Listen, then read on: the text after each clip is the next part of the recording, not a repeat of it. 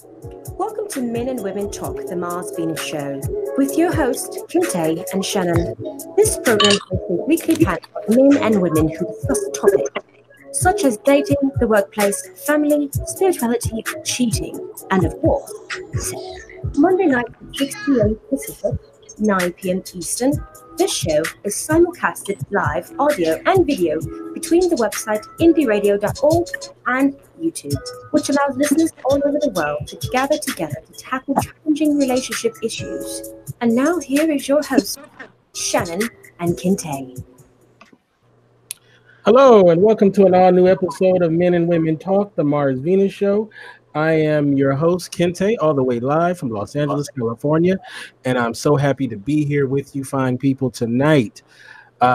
We have a great episode for you, and of course, we want you guys to participate. If you are watching us live on the YouTube, if you're watching us live on YouTube, there is a chat on the right side, just where it says "Say something." Let us know that you're here. I see Olaf.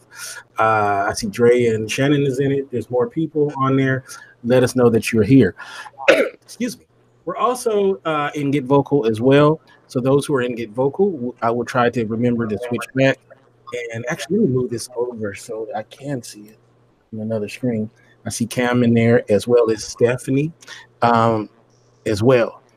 All right, so let me introduce my co-host. This young lady, she's been my co-host. It's getting close to a year now. I gotta actually look and see when you actually was the co-host. September. Was it September? September, I think 8th or 9th, maybe. All right, so we'll have to have a year party when that comes around. But it is the one and only. Yes. Oh, there you go. Oh, you're in here twice. Let me see if I eject Yes. that. Okay, I ejected that one. Okay. Shannon, how you doing, Shannon? I am great. Thank you for asking. How are you? I'm excellent, and I'm glad that you are here. How was your weekend? I worked, but it was good. Really good. Right, okay. And I have to work tonight. So after this show, I'm going to work. All right, you be working. All right. That's why you make the big dough. All right. Not really. Let's introduce the ladies. And I'm going to start off with this lady. She's been on the show a couple of times this year. I'm so glad to know her. She's a podcaster herself. It's the one and only Traci. How you doing, Traci? I'm fine. How's everybody doing? Hey, Trace. Hey. Yes. So glad that you are here. And I am glad to be here. Yeah, I'm really interested in your take tonight on the topic. So thank you for being here. You're welcome. And this next young lady, anyone knows I'm a big admirer of this lady. She's a podcaster. She's a life coach. This young lady just does it all.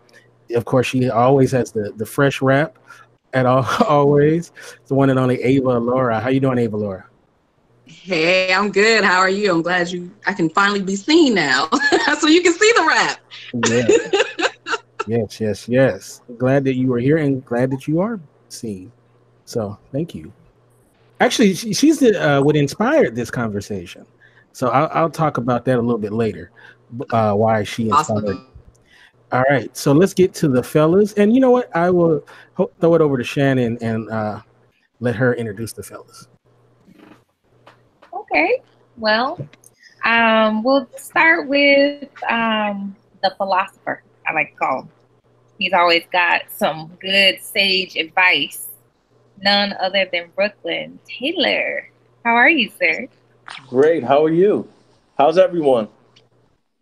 Good, Brooklyn.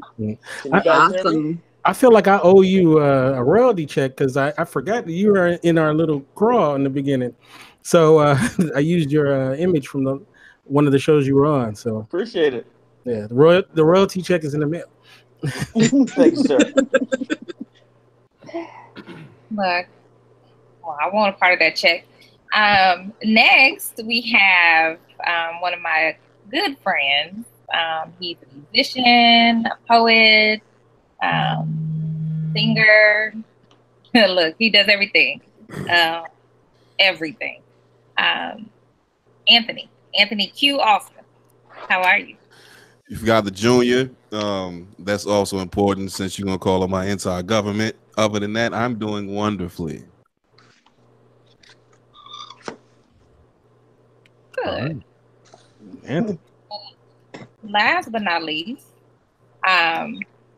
we have a jack of all trades. He is an author, teacher, parent, single dad, student, blogger, podcaster, Andre D. Harrison. How are you, sir? I do way too much. I need to start cutting things off my. Yeah. When you say that, I can tell I do way too much. I'm cutting things out. But hi, everybody. How's everybody doing tonight? It is my pleasure to be with you guys to talk about this topic today. Good. Back to you, Kente. Yeah, your is it me or the lower thirds look like it's his lower thirds is the other reverse? It sure does. Let me see if I can fix that. Thank you for letting me know. All right, so tonight's episode is about dating, and specifically in 2019. And one of the reason why I got the idea, I mean, I've always been wanting, dating is obviously a major thing that comes back on the show many times. And the reason why I wanted to do this show specifically was a conversation I had with Ava Laura. Now, I don't think I'll be talking out of turn, but Ava Laura has recently become single as in not married. And we had an interesting conversation with that's been like for her. And she's enjoyed some things that a lot of women complain about. One of her issues was she's getting too much commitment from guys, whereas other women are trying to get commitment. Sister Ava Laura, everybody wants to commit. Like after knowing her, it's like, can I just marry you? Can I? They throwing rings at her and everything, and she's like, man, this is just all this commitment. She's getting drowned in commitment, and which is very interesting. And so we had an interesting conversation about that and some other aspects of dating, and I wanted to talk to her on this show about it. And maybe she can spill some secrets to what she does, or if she tickling the teacups or something to get these guys so on the Ava Laura train. So so that was what made me want to do this show. So I said, when we do it, I want to have you on and talk about some of those things that we were talking about. But going to I'm gonna go to our co-host first. You've been single for a while now, right? Dang. All of my business. Well, yeah, you've been single for a while. I've been single almost 5 years. Right, and you haven't necessarily been doing a lot of dating. A lot of it's because of location, right? The date. Mm-hmm. What's a date? What is that? Yeah. So, you hear a lot from men and women about the issues with dating nowadays, especially with social media, the dating apps, and whatnot. So I think a good question to start off with you is, you haven't dated, mainly it's been your choice, right, not to date? I would like to date. Excuse me. Mm-hmm. My options have been slim pickings. Mm-hmm. So when you say that your options have been slim pickings, is it because there's not a lot of desirable guys where you live? Is it because the guy, you have very high expectations and no one seems to meet it? I mean, what are some of the reasons why you haven't dated as much? I feel like I'm stroking a broken record. I think I've said this one too many times, but I'll say it again. I think it's location for me. I don't think my expectations are too high. I mean, yes, I have standards, but I don't think they're too high. They're more character things than anything, which I guess in 2019 that might be too high. Some people need to check their character, but that's not my problem.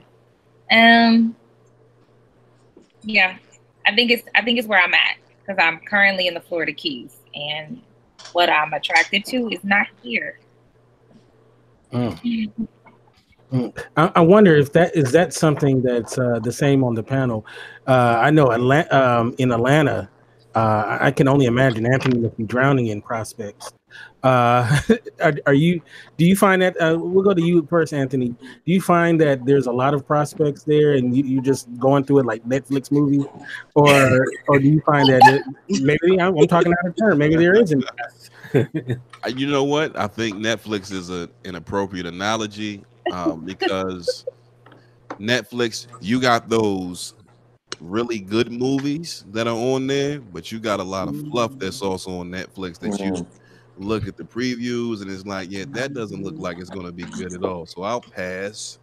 But you have those that are that may not look as great, but then you're pleasantly surprised because once you play it, I give it a chance, and it's like, oh, okay, this is actually pretty interesting. You know, the production value wasn't, the greatest, but it was worth a shot. But as far as swimming in, I mean, they say the ratio is pretty high, 20 something to 1 or whatever the case is, but you got to look at quality versus quantity. So I wouldn't say that the options are just limitless. There are definitely a lot of limitations, and also some of these ladies aren't all the way ladies here in Atlanta, so that also Now I believe Brooklyn and Avalor are in the same region, right? Brooklyn, you're in I'm in Maryland. DMV. You're right. Oh, okay. Right. So I'm gonna go to you, Avalor, because I definitely want to get in there. But you, Brooklyn, as you're single, right? Yes. So what is the prospects like where you're at?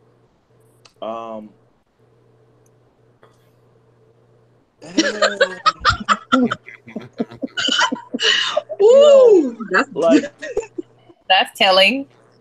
the issue is that I don't live in DC proper. I live way deep in the suburbs of Maryland. what part of Maryland? Like, I live down on Solomon's Island, which is no. it's the bottom.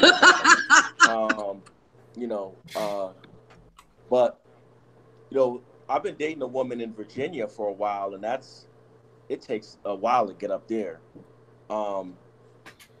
So if you're in DC proper or in like Silver Spring or somewhere like that, then there's a lot of options and opportunity and everything like that. But it is what it is. There are a lot of great people in DC and Maryland and in Northern Virginia, but you have to get out. You have to, after work, after working all week or working all day, you have to put yourself out there and explore, and that's how you meet people. Well, it's 2019, so you can meet people, I guess, online, but it's always better to get an organic experience, because even if you meet someone online, you need to try to meet them in person as soon as possible. Amen. Look, amen again. Not only meet them, investigate them. Well, yeah, but I mean, you have to start. You have to get comfortable enough to meet somebody in person, and I mean, and not get too crazy with it. Meeting somebody at a coffee shop or a bar should be pretty low maintenance. I mean, nobody wants to get kidnapped, but. That's right. Now, Avalor, we're gonna go to you, but I want to go to Traci first. So, where's your location? Where are you based out of? I'm actually in Sarasota, Florida, which is in the south Florida. side. I'm actually about 50 miles from Tampa, but I was just relocated here in November. I was in Tampa. I've been in Tampa for 6 years. Okay, so, what is the scene like there for you? I guess the scene is great. I work from home, and I was married 30 years, divorced 7. I don't know how to date, so I just don't know what to do. And by me being from home, I'm not out there like that. I mean, working from home, I'm not out there like that. So I don't meet a lot of people. I work for a radio station. I travel, but when I'm working and I'm in that setting, it's a lot of people, but I'm working. So I'm just at a loss when it comes to dating. I've dated 2 people since I've been divorced, and I guess I just don't know how to do it right. I don't know. Oh, so you here for some pointers. No, I'm here for some pointers and just to, I don't know, it's something about men nowadays. I don't know. It's so different, and I don't know. All right, we're gonna get down to that, and then I'm gonna go to Andre. Now you are in the first purge place, Staten Island. Staten Island. Yeah, the Wu Tang. Yeah. Yeah. So what is it like there, as far as sex? You know what? Staten Island is very small, and if you're dating somebody, chances are, either you've dated like 20 of their family, or your boys have dated them too. It's very small, very small. Everybody knows one another, especially in particularly the urban Black communities. Everybody knows one another, and it's awkward when you finally get to like somebody and get to know them. When you find out that a boy that you were cool with, when you grew up, sort of was in a relationship also, and there's that awkward moment where it's like, okay, you were intimate with my girlfriend. Yeah, this is weird. So, but Staten Island is very small, so the pickings are slim, and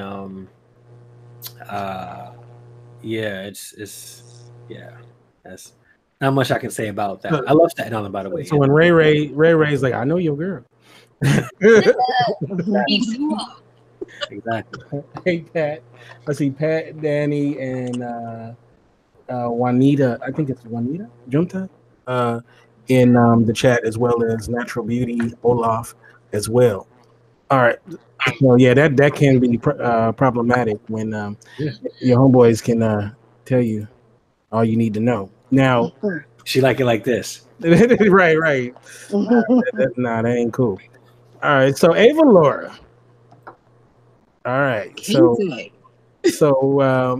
All right. So you're based in the Maryland area, right? Yeah, I'm in the DC area. Now you're a busy woman. You have a lot going on. You are a jet setter, world traveler. So what has it been like for you as far as local people? So, actually my story is somewhat similar to Traci, in that I was married 14 years and I've been dating now for the last 3 years. And I work from home as well. I have a home office. That's where I see my clients. So even though I get out in terms of networking and events and things like that, usually what I'm doing is very focused. So I'm not meeting men. I did online dating. That's how I've met people. So even though I think that the DC area is actually a pretty good area, it's still, I don't know what the stats are. Some would say sort of like Atlanta, in the sense that you definitely have more men, more eligible men. But it's a great area in terms of great, professional Black population. You have a lot of colleges, universities, government town, a lot of industry. So it's a good area. So I have that on my side. But even with that, I didn't meet a lot of people. It was really through online. So if you're asking for a tip, my first tip would always be online dating. Because even if you get out and about, there's still so many people that are online that you would never meet in person. And even when I met men out in person, like I would be at the grocery store or something, I would meet a man and he would, ask me for my number. I'm like, who you? I don't know anything about you.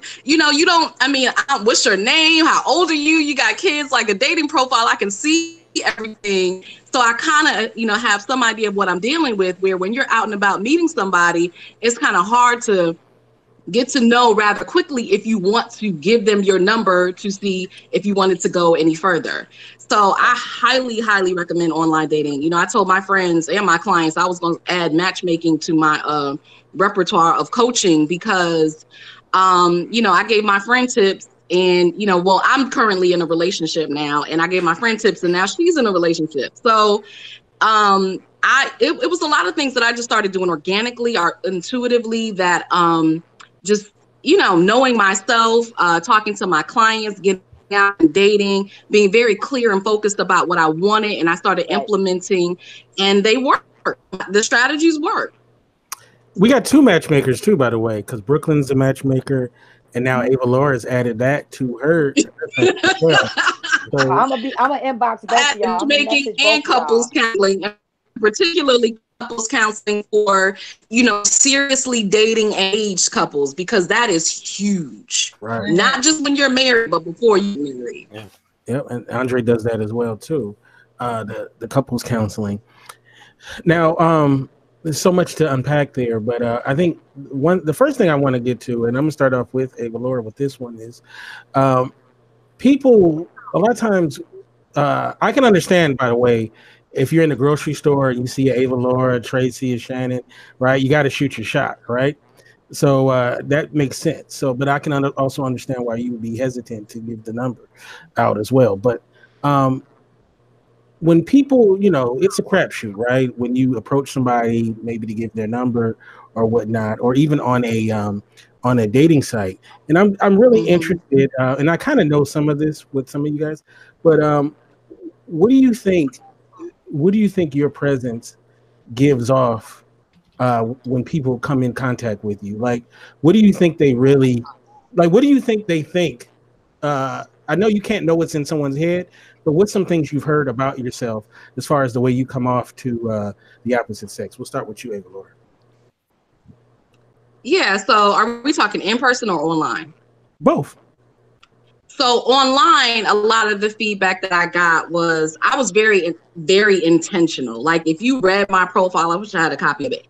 I was very, very intentional in my profile because I only wanted specific men to answer. So you could tell I was very serious. You could tell I was ambitious. I was career business oriented. You could tell that I was only looking for a certain type of man who was about his business. So it was basically like, if you're not handling my business, don't even apply. If you're not serious about a relationship, if you're not serious about marriage, don't even approach me. That's how and a lot of men got that. And there were also I would say a lot of progressive men who loved my profile because I specifically said, I'm a businesswoman. I'm ambitious. I want a partnership. I want to be with somebody who's a leader who we can support each other and work together and build our empire together. So I had language like that. So automatically I attracted a certain type of man who was very confident, who was also very clear, who was and the feedback that I got from some men is that, they didn't know if I was bougie, which I am bougie, but I'm also very approachable as well. I remember I had one guy, he was like, I didn't know if you were like Whitley or something from a different world. And I'm like, I'm so not Whitley, but you can tell I'm a person of quality. Like, you're not going to come at me the wrong way. You just, there's certain, certain things that you could tell. So I was like, yeah, I'm very bougie, but I'm grounded. And so that was a lot of the feedback that I got. Like, I tell you were serious, I could tell you were focused, but when I talked to you on the phone, I could also tell you were also very approachable and friendly as well, which may not come off in profile. But in person, like, I laugh a lot, I smile, so I always come off as very approachable.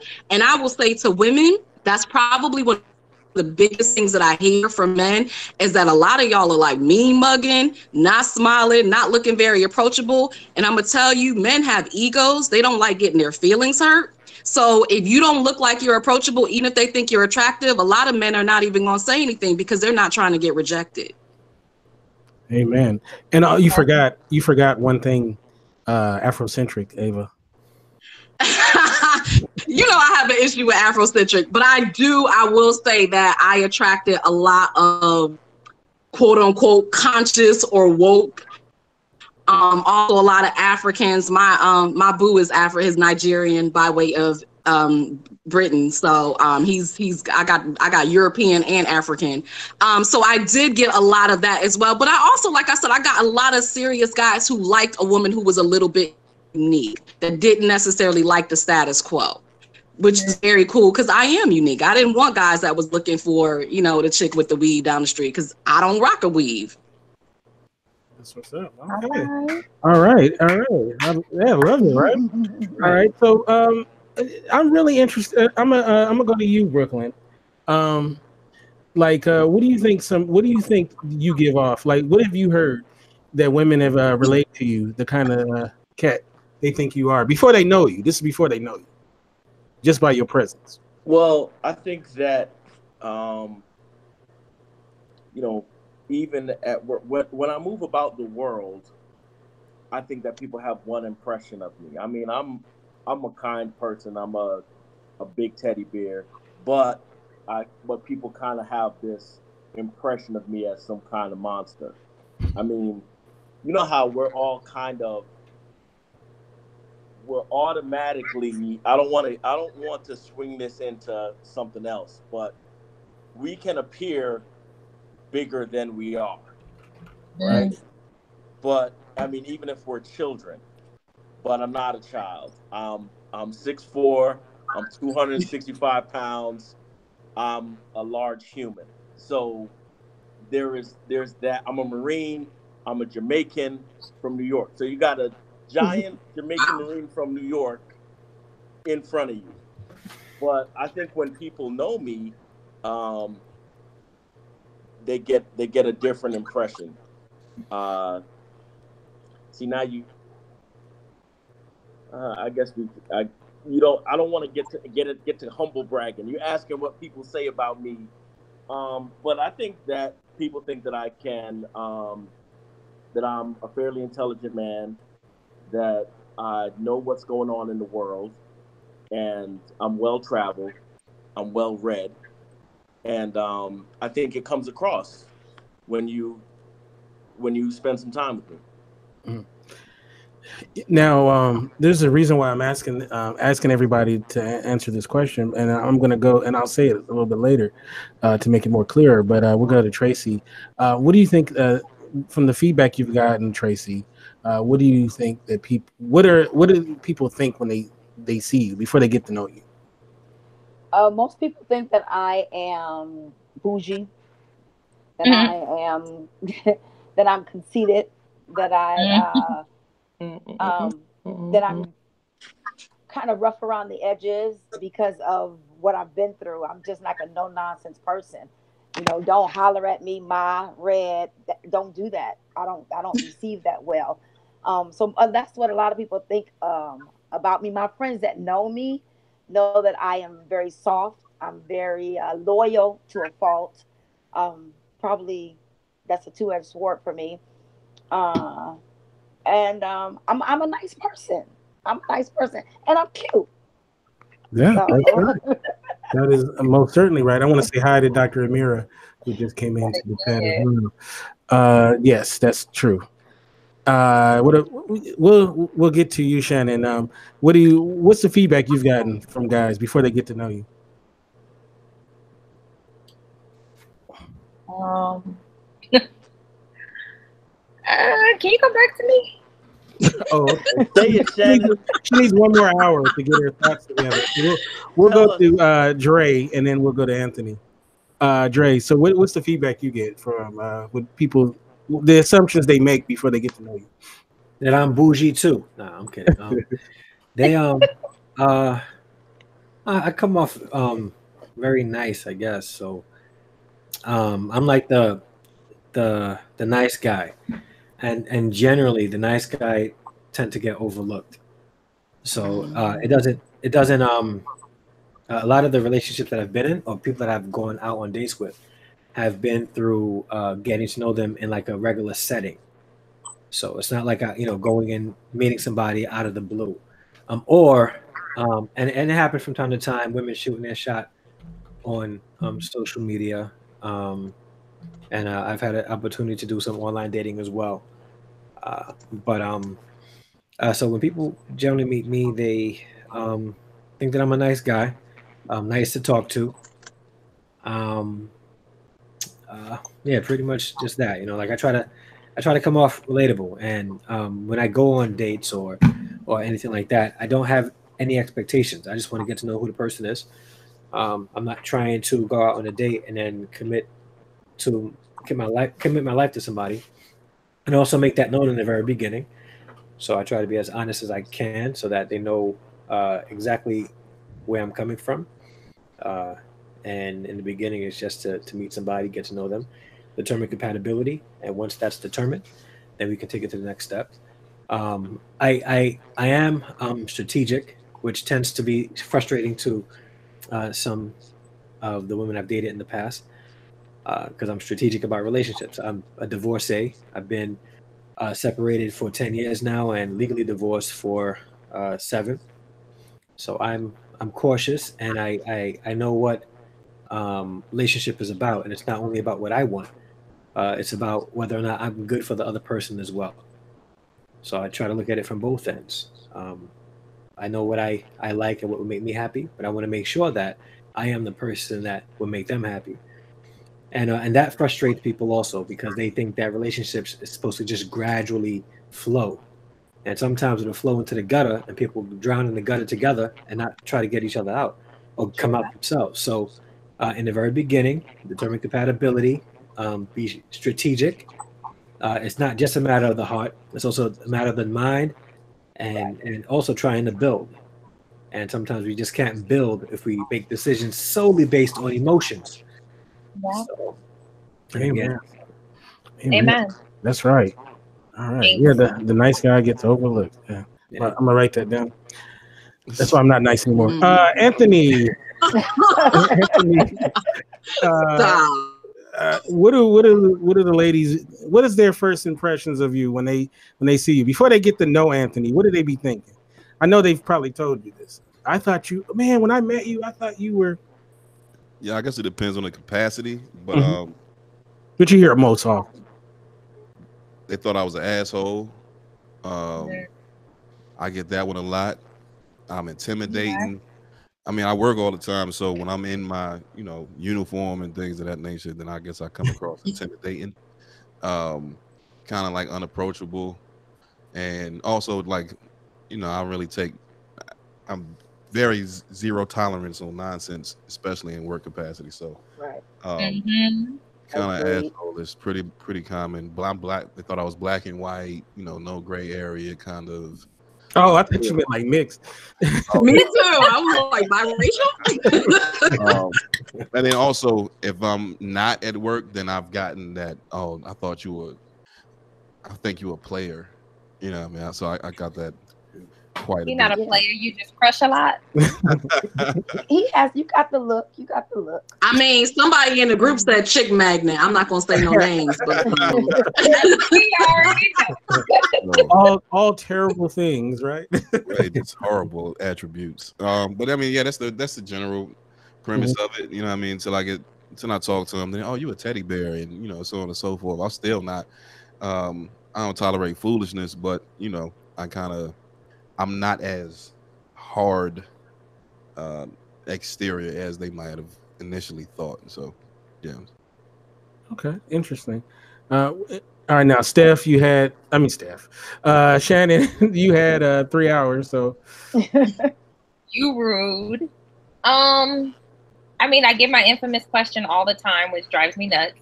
Why are you single? Yeah, I used to get that a lot. Drives me crazy. I don't know. I think in my 20s, I got you got that whole theology thing down. You must not be doing anything in the dating realm.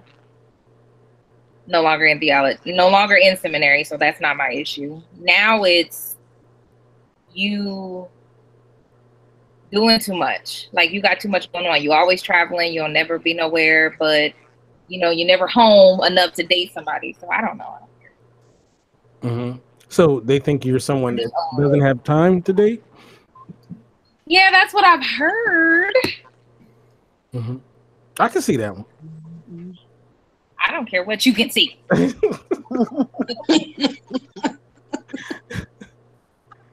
So are they off? No, because I believe that you can definitely make time for what you want. I want a relationship. I want to be in a relationship. Mm-hmm. I just am not dating just to be dating somebody either. I'm dating with purpose. I'm intentional. I'm very much like Ava Laura in that regard. I am looking for a particular characteristic of human. Someone who is intentional and marriage minded.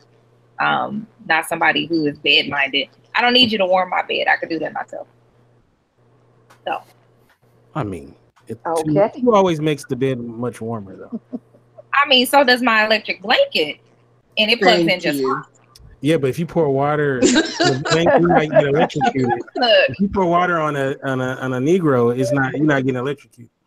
So I'm just saying. Yeah. Okay, so I brought all this up because I'm gonna go to you, Brooklyn. You are one of our experts. Ava Laura is now an expert as well, and we can't help but the way that we come off. I mean, we can be deliberate in what we, in the side of ourselves that we put off, but you are who you are, and sometimes it's unfair, obviously, because when you get a snapshot of somebody, it doesn't necessarily give off who that person truly is.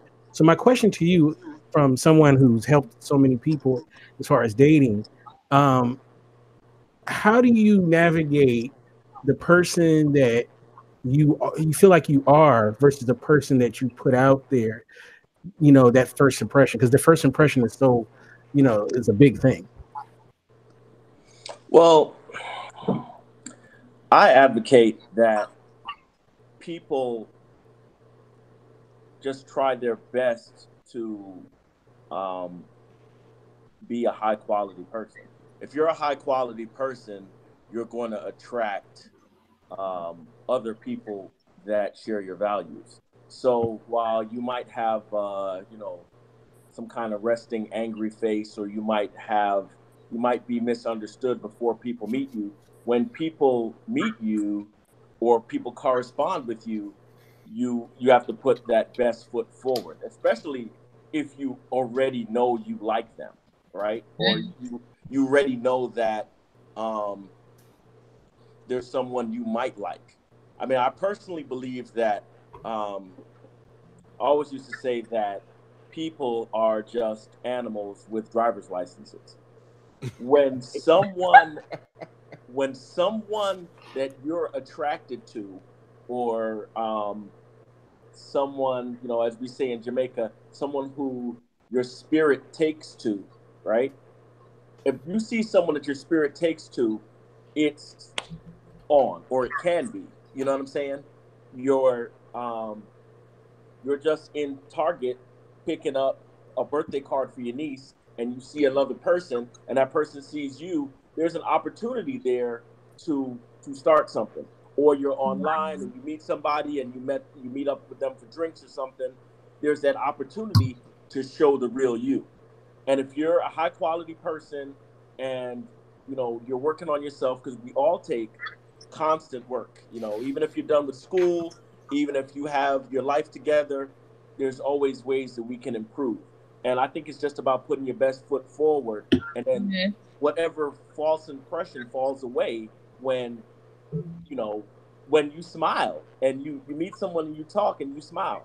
It's very hard. You have to be a serial killer or a sociopath for someone to be engaged with you and meet you and smile at you, and you don't feel enough humanity to smile back. I guess I know some serial killers then. You definitely know some sociopaths. Okay, so Ava Laura, thank you so much for that, Brooklyn. Ava Laura, you often hear from people that, I'm, I'm cooler once you get to know me, then that's when you'll get this amazing person. But when you're out there dating and trying to put yourself out there like that, you may not get that point where they get to know you to where you're cool or not. So what do you suggest to somebody that they can't do that as well? I will offer to you that it is likely that they won't get to know you that well, especially if you're online dating. Mm-hmm. If you're on something like Plenty of Fish, Tinder, that's exactly plenty of fish. So I'm not going to, waste around, bunch of time with you if you don't seem like you're going to be somebody that I'm interested in initially. I'm not going to give you that much time. So you're absolutely right. Like, first steps are everything. Like when I would talk to a guy on the phone, 5-10 minutes, I could tell if this is somebody that I want to spend more time talking to. If I didn't get that vibe within that 5-10 minutes, I'm getting off the phone with you. So you don't have that much time to make that impression. So you're absolutely right. What I would say, You know, coming from a woman, what I always say is that a healed man is a sexy man. Yes, Lord. And I will say the same thing for a woman. A healed woman is a sexy woman.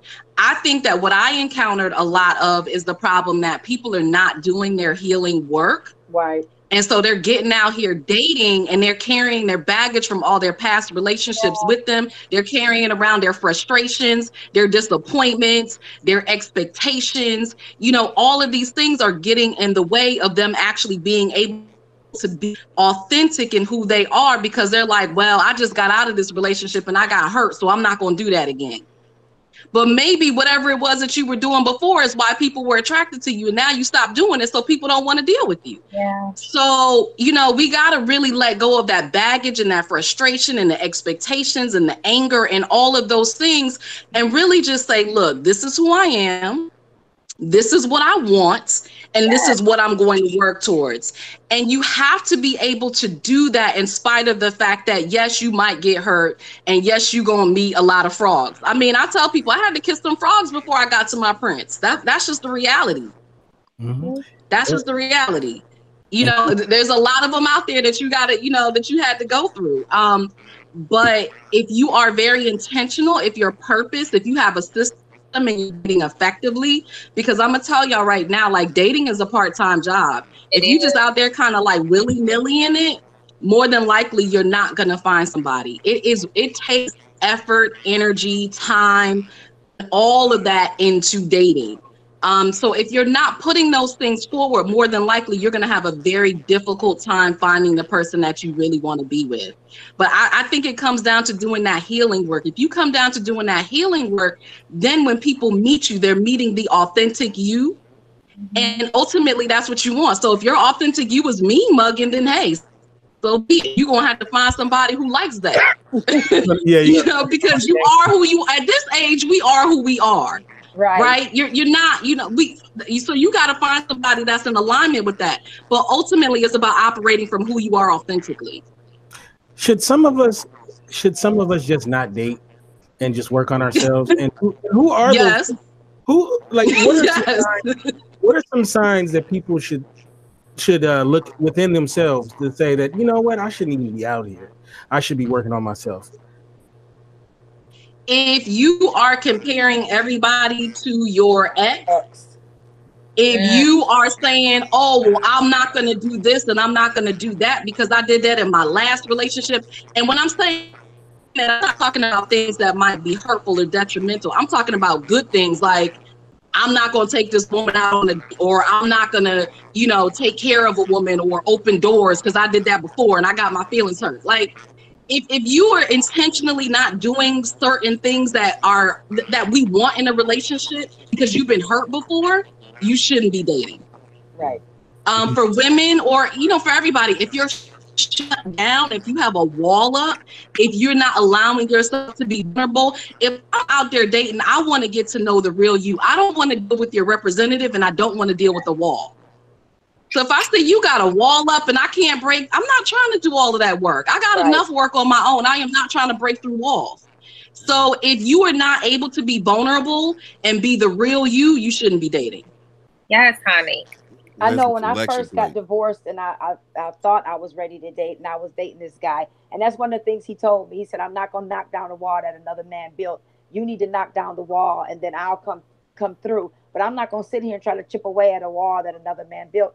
But that at that time, I thought I was okay. But then I realized later on that I really wasn't. I just wanted to do something because my ex was doing something. And so but I really wasn't. So that's accurate. That's true. Do you? I do want to add one thing really quickly, because I'm looking at the comments. When I'm talking about kissing frogs, I'm not talking about literally kissing frogs. Oh, we know. Is that it? No, some people don't know because they're like, you gonna get warts. Oh, no, I don't get down like that.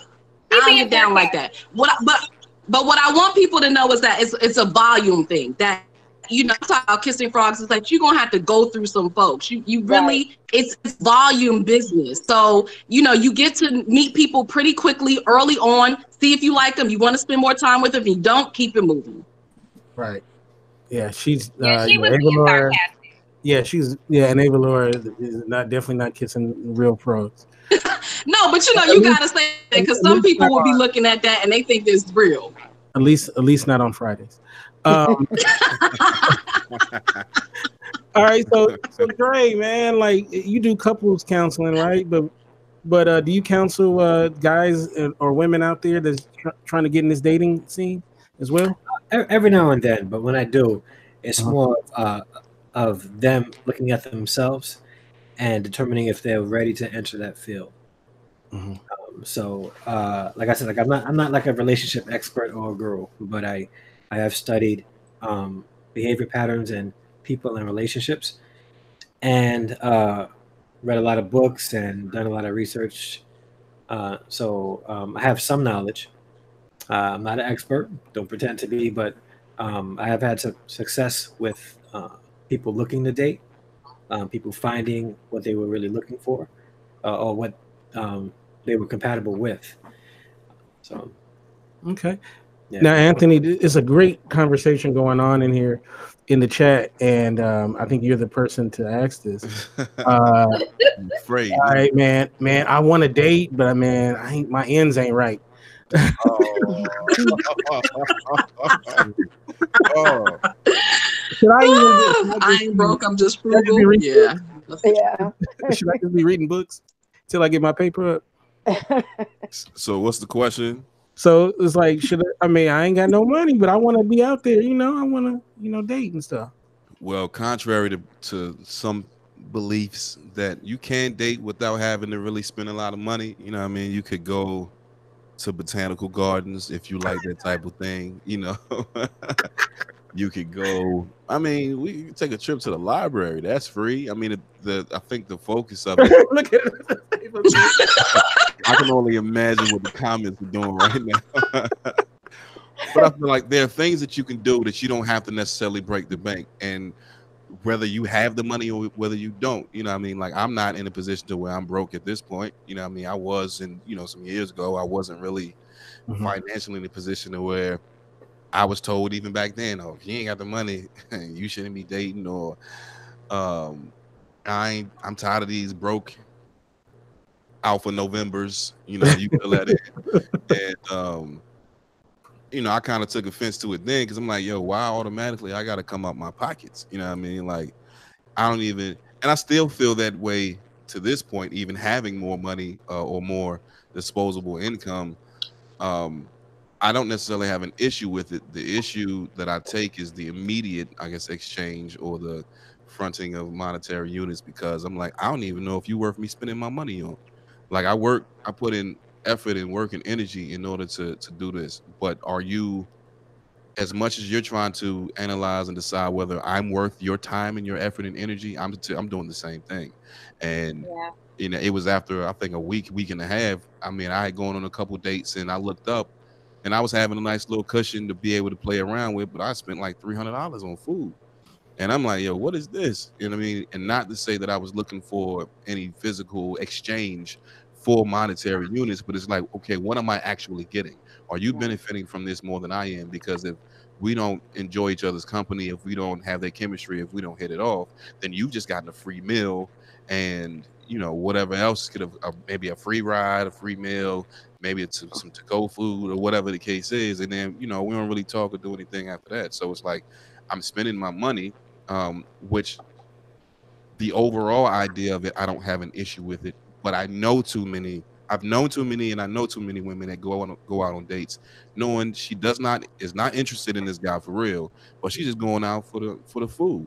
I've seen him. Oh, this is my food guy. If he calls Right on and say this food guy, we going out to. Oh yeah, he about to take me to places that you wouldn't spend your own money on. I'm like, don't put me in that. Don't put me in that category and use me to, you know, enrich your stomach. right to enrich your palate and all that good stuff. I'm like, man, if we're gonna spend some time together, let's do that. But then now I'm more apprehensive, and I'm like, well, let's go to Piedmont Park. Let's go to Centennial. Let's have conversations. Are you mentally and stimulating? You know what I mean? Like, I am one of those that are what they consider, I guess, a sapiosexual. If you ain't really got nothing in between your ears, I don't really Ah. care that much about between what's That between part, the right? legs. No. I ain't. I don't want to reproduce stupidity.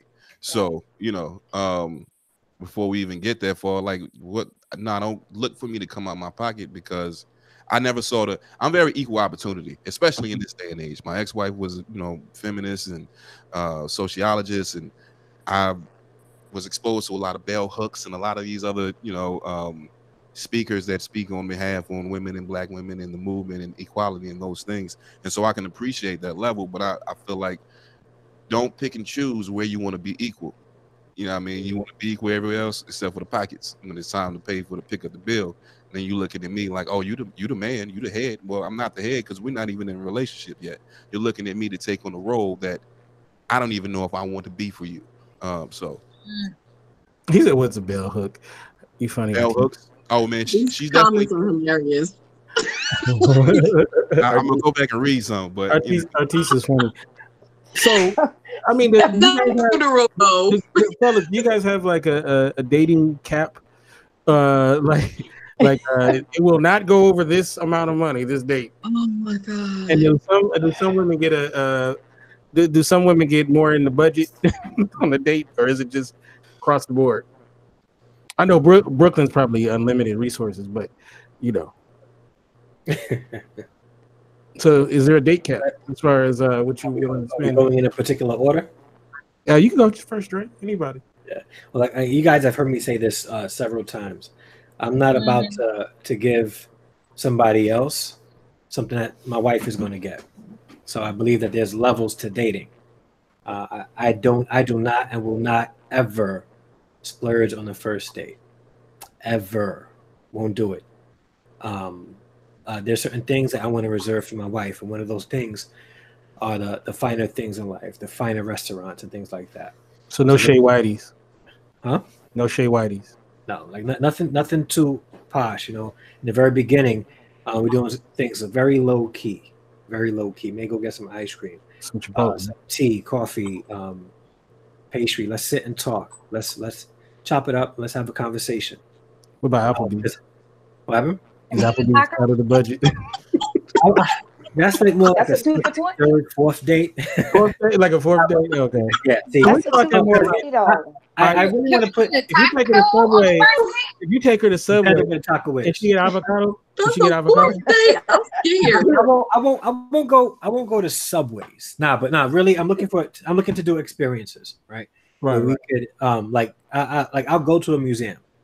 I'll go to that because it should be mutually benefiting. Yeah. So I'll go to a museum. We'll do things like that. Walk through a park. Let's talk. Let's go walk in the boardwalk. Let's engage each other in a genuine way where I don't have to try to impress you, and you don't have to try to impress me. Right. Okay? I don't want to see you in your red bottoms and a nice dress with your hair done up on the first date, and that's just me. I want to. I want to communicate. Yeah. Let's put on some sweatsuits and sneakers and walk in the park. Again, but that's part of trying to create a good first impression. I really want a genuine interaction at the very beginning. Everybody's different, Right. but for me, there has to be levels to it. And when I get married again, I do not want my wife to ever think that the treatment that I'm giving her, I've given to somebody else while I was trying to find out if I wanted her to be my wife. Okay. I like But it. I- I like it. I like it. But I find that there's a lot of men that expect that. They expect to be treated like husbands, but they don't want to make you wives. No, that's not me. Preach the good word. That's not me. Mhm. So, what that's about not you, me. Brooklyn? I think you seem like you might be in a different mindset. I love. Here's the thing. You like red bottoms. Here's the thing. I love Shoes. women. I love a feminine woman in a dress with some nice shoes. So to me, it is like I think a lot of younger dudes, maybe not younger dudes, maybe dudes my age, I don't know. Like a lot of guys are into having a girl that's a homeboy. in sweats and Jordans. If y'all are dressed alike, y'all look like y'all going to King's Dominion in 1989. That's not. With That's not airbrush. me. I love a feminine woman. I love a feminine woman. You know, and everything as far as dating, when we meet each other, I feel like we want to put our best foot forward. Now that doesn't involve the kind of date you go on your anniversary. Yeah. But it does involve properly representing. I mean, I do a lot of research on like sexual market value and things of that nature. A lot of people don't believe in sexual market value, SMV, but SMV. But the bottom line is, it does exist, and it never turns off. Like, you could be married for 10 years, you and your wife both have a sexual market value. If you want to let yourself go physically, emotionally, spiritually, whatever way, regardless, you know, you still have a sexual market value. You might not operate or purposely do something, right? Like, you're a beautiful woman, you're married, you know, you're at brunch with your girls. Men see you walking up to get some vegetables. You know what I'm saying? So you still have a sexual market value. You're not choosing to use it, but it's still there. It's almost like a weapon. So for me, I know that's how it is for me. I love a woman to be feminine, sexy. I'm not saying you have to. The problem is sometimes, especially like in a long-term relationship, a woman gets ready for work and goes into an office, and y'all are damn sexy walking into that office. You're not trying, like, you're just being professional, but that's sexy. And, you know, sometimes you need to keep that same energy. Not that same energy. Not like you can't wear rollers, put a scarf on, be relaxed in your home. I'm not saying that. But I'm just saying that some wear especially rollers when at the job. Say again? Some wear rollers at the job. I'm big kid say. I'm not gonna say Like who. I'm that. not gonna say who. You can't get do it from it my like office that. with rollers on. But I mean, That was an isolated event. that's how I feel about it. Ooh. And I don't really put limits on it. But I think that men, in a quest, when a man, for instance, might think a woman is out of his league, he might do way too much on early dates. And to me, That's that is actually my true. experience with women.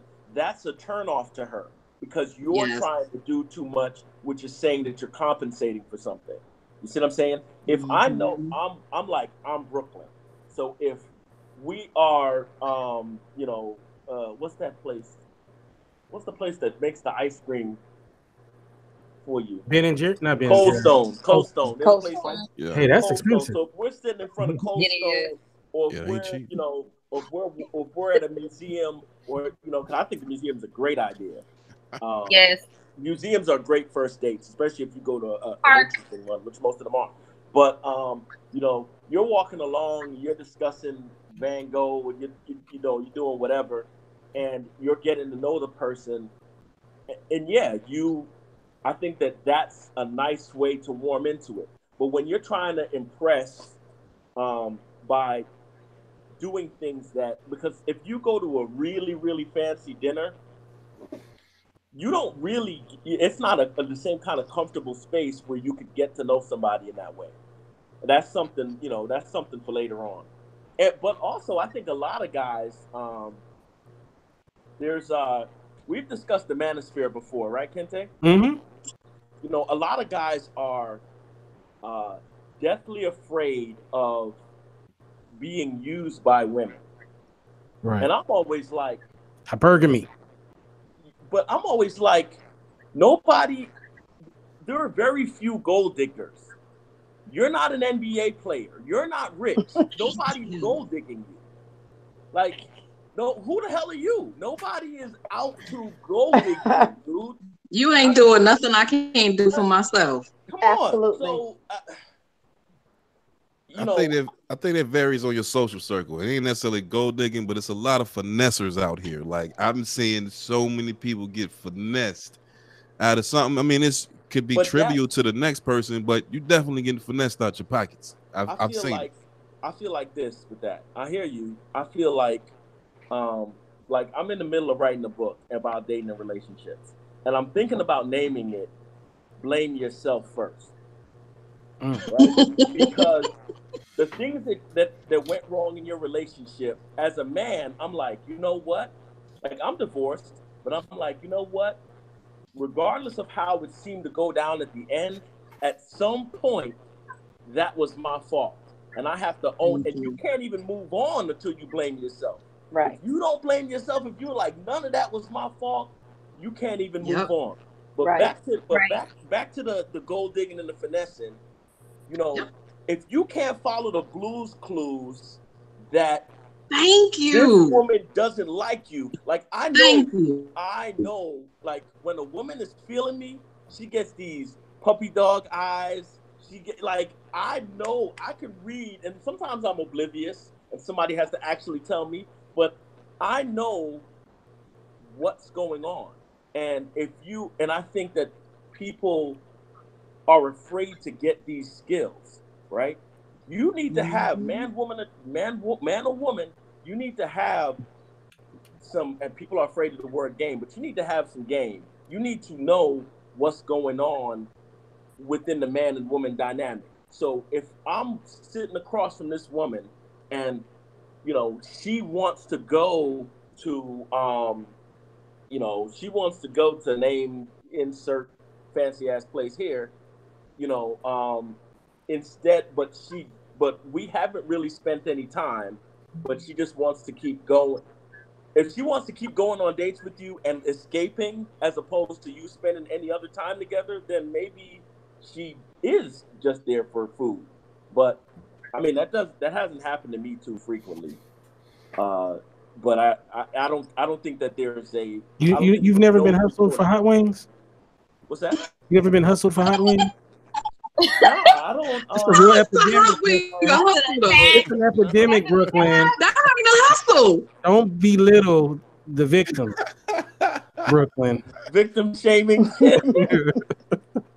I'm victim shaming. They got stuck for I've Buffalo been Wild hustled for Wings. some hot wings before. I'm just saying. Look, listen. There's obviously finessers, obviously gold diggers, but I don't think it's an epidemic problem if you are on your stuff and you realize, okay, this woman this woman doesn't even like me. But the problem is women and men, like I believe that women are attracted to behavior. They want to know about your character. They want to know about who you are. Yes, there's a minimum threshold of attraction.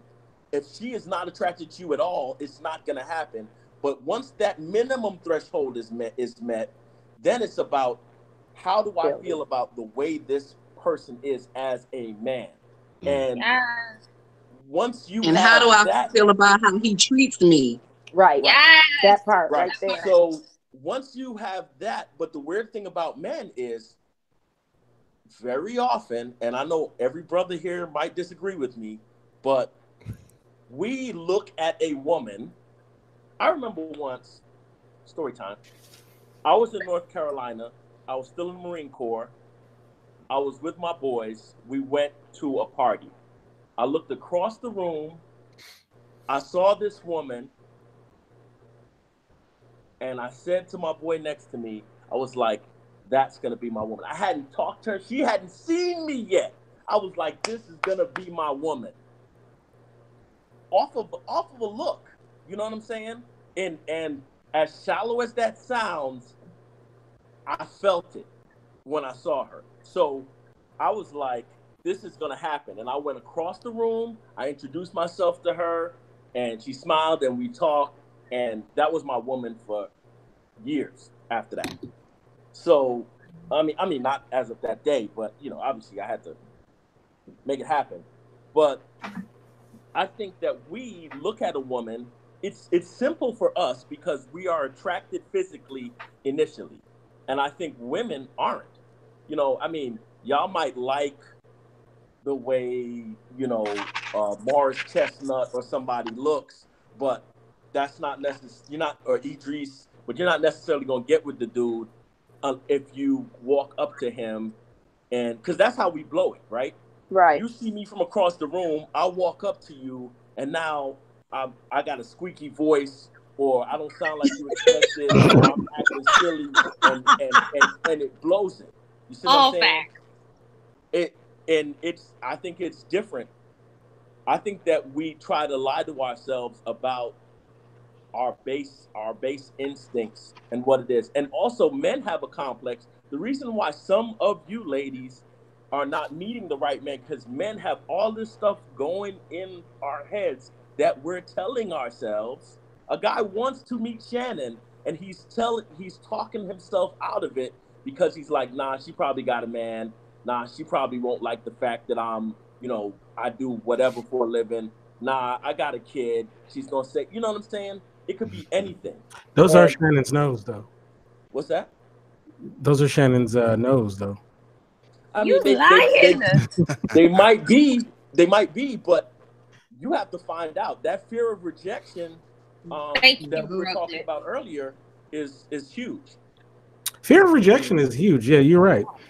It is huge, for sure.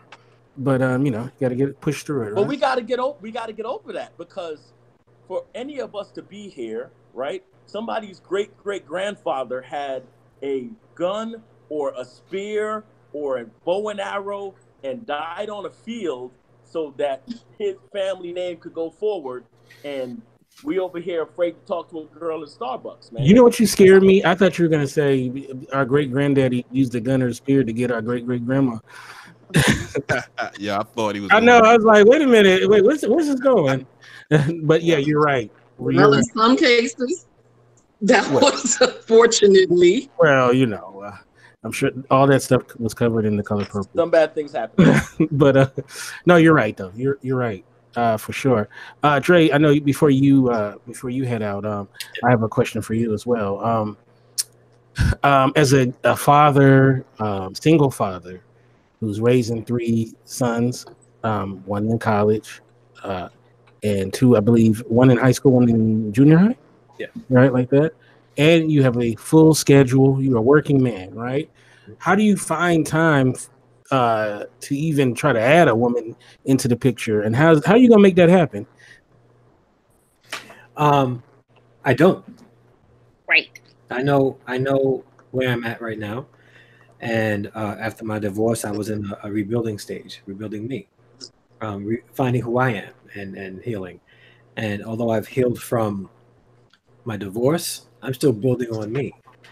And I want to be able to find who I am, build, and get to a place where I can continue building, but the foundation is firm enough for me to support somebody else on it.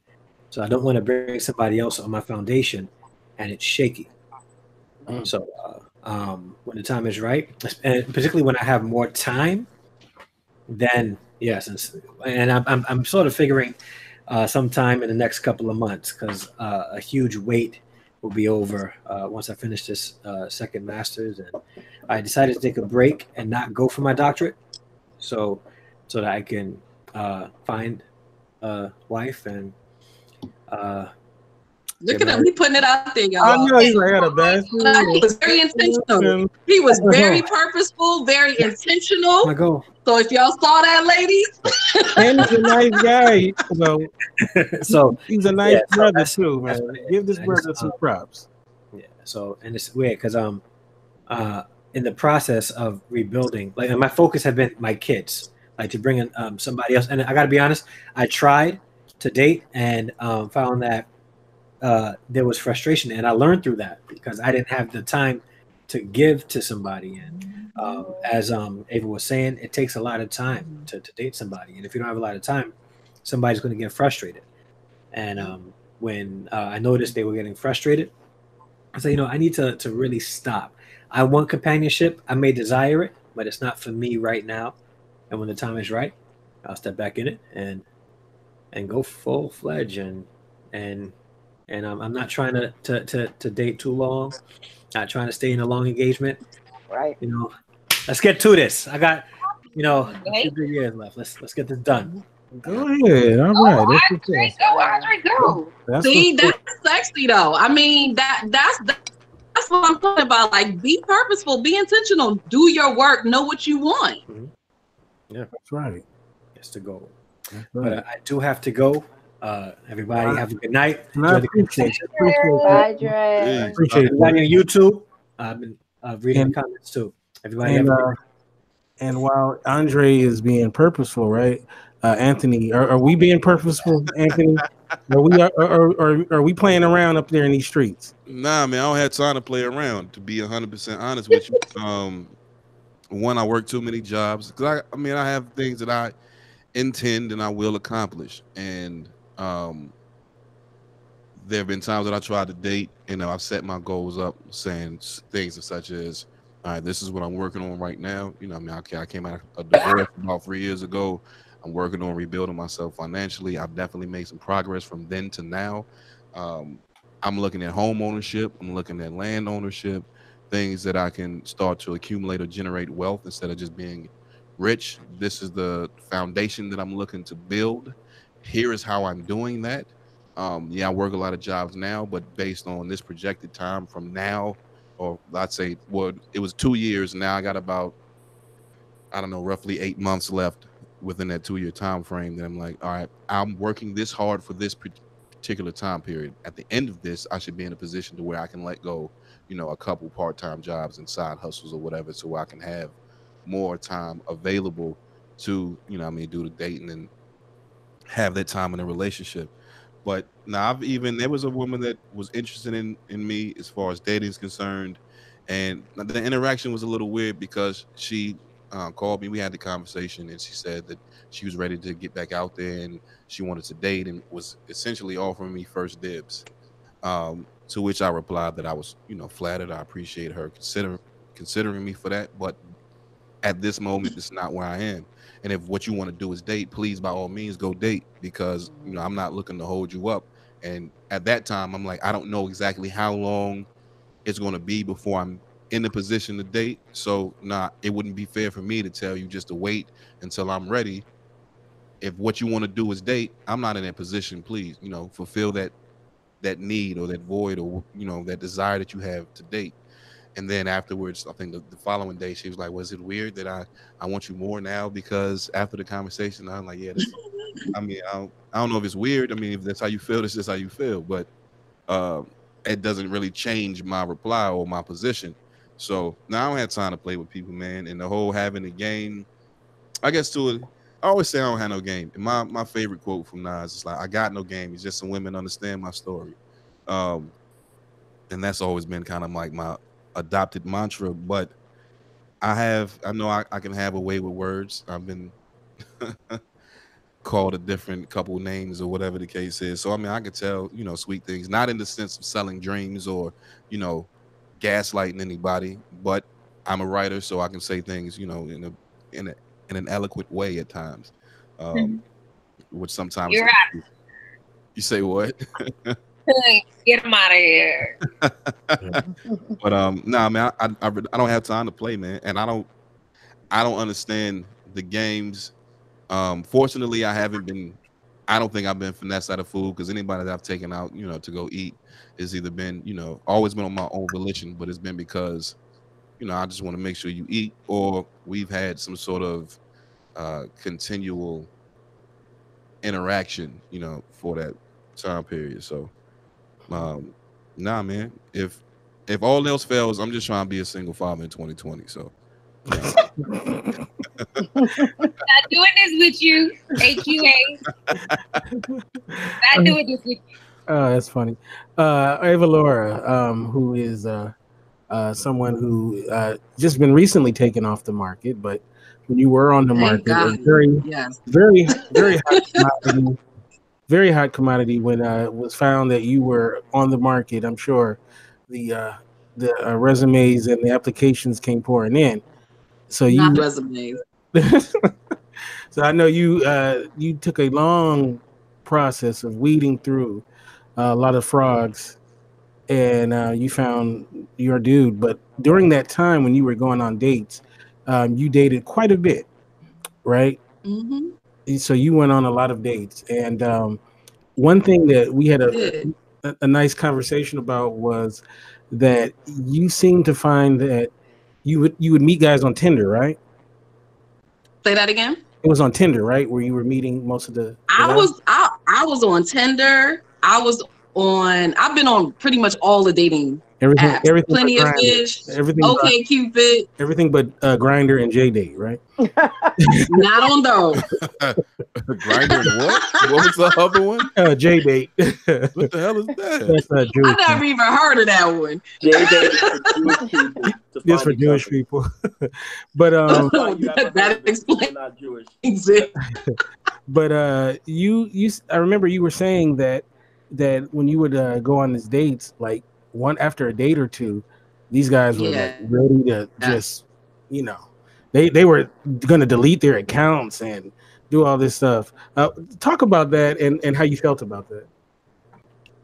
Yeah, I mean, again, for me, and it depends on, I think, where you are in your life and what you're looking for.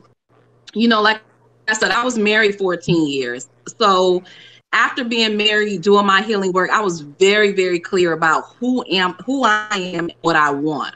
And I was able to really accurately articulate that. But you got to understand too, I'm a life coach. I understand people. I've studied psychology. This is what I do for a living. So one of the things that happen is that if you want somebody who's very clear about who they are and very focused and very self-aware, that's very attractive to me, and that's very attractive to a lot of men. So that's not something that you're going to find in a lot of people, because a lot of people are just not doing that level of work to really know who they are, be able to articulate that, and to go after what they want. And nobody's perfect, right? So when I say a healed person is a sex person, nobody's perfect, but there's a level of confidence and a level of understanding and awareness and knowingness that somebody who has done their work has. And that's very sexy and that's very attractive. Somebody who is in purpose and on purpose. So I think for a lot of men, when they would run into me, they would say, yo, where you been? That's what I'm looking for. I'm not seeing that. And yeah, I would get that first, second date. Like, I'm ready to take my profile down. What's up? And I would be like, whoa, hold on. It's kind of like what Brooklyn said. Like, before he even talked to that woman, he said, that's my woman. And that's how a lot of men were. Before they talked to me maybe once, saw my profile, before they even went out with me, they were already ready. So them meeting me was just confirmation, like, yeah, you're the one that I want. And I think what men have to understand is that for a woman who has options, because you got to think about it, if you want her, there's other men out there who want her too. Mm-hmm. So for a woman who has options, you need to understand that men are more visual. Men usually decide first that this is the woman that I want. Then you got to wait for that woman to catch up. You can't expect for her to be on the same page as you at that same time. Yeah. And you have to have enough confidence in yourself to be okay with that and to not say, well, I'm not going to pursue you or want to be with you because you're not where I am. The reason that I'm with the guy one of the reasons I'll say that I'm with the guy that I'm with now, one, extremely wise. He's extremely self-aware.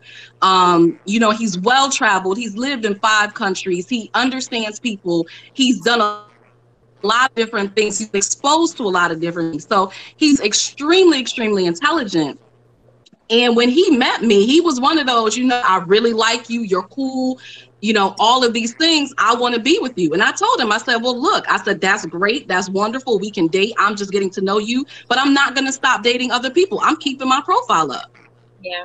And he said, okay. He said, and that's not what he wanted, because he wanted me. He said, that's okay. He said, but you're going to come to me and tell me that you're ready. He said, I'm letting you know that I'm the right person for this job. I'm putting in my application. So you're going to let me know when I got the job. That was sexy as hell. I mean, where other guys were like, oh, well, you're not at the same place. You're not ready to get off the profile. Forget it. I'm going to go somewhere else. You playing game. I'm playing games. I'm just trying to make sure that you're the right man for me. And that takes time and consistency. I need to see that you are who you say you are. I need to give you that time. I'm not going to rush. I'm not taking myself off a profile just because we had one meeting and I thought you were cute and nice and you spent some money on me. That's not enough. So I think that men have to understand, just like Brooklyn says, you got to understand the dynamics. I don't care what you say. Most women want a man that's going to pursue them. But you need to make sure that that woman is interested in you. Yes. Right. But most women want a man that is going to pursue her. Yes. So you have to be in that space where you're confident and don't take it as a rejection if the woman is not in the same space as you at that time. If she seems like she's still interested and you know those signs and she's not necessarily in that place yet, keep going, keep pursuing her. When she's ready, she will come around. And that's exactly what happened. I came to him and said, you know what? I'm ready. After he showed me consistently over time who he was who he said he was. He was confident. He was ambitious. He was focused. He let me know he wasn't going anywhere. All those other men that I was dating felt they couldn't compete. They could not compete. So they just, eventually I stopped talking to him and he was the one. But if he had been one of those guys that said, you know what, forget it, you still want to date and you still doing your thing over there, I'm not interested, I'm going to leave you alone, we would have never been together. Right. And that's how he won the Ava Laura lottery. That's how he got me. I mean, it takes that confidence.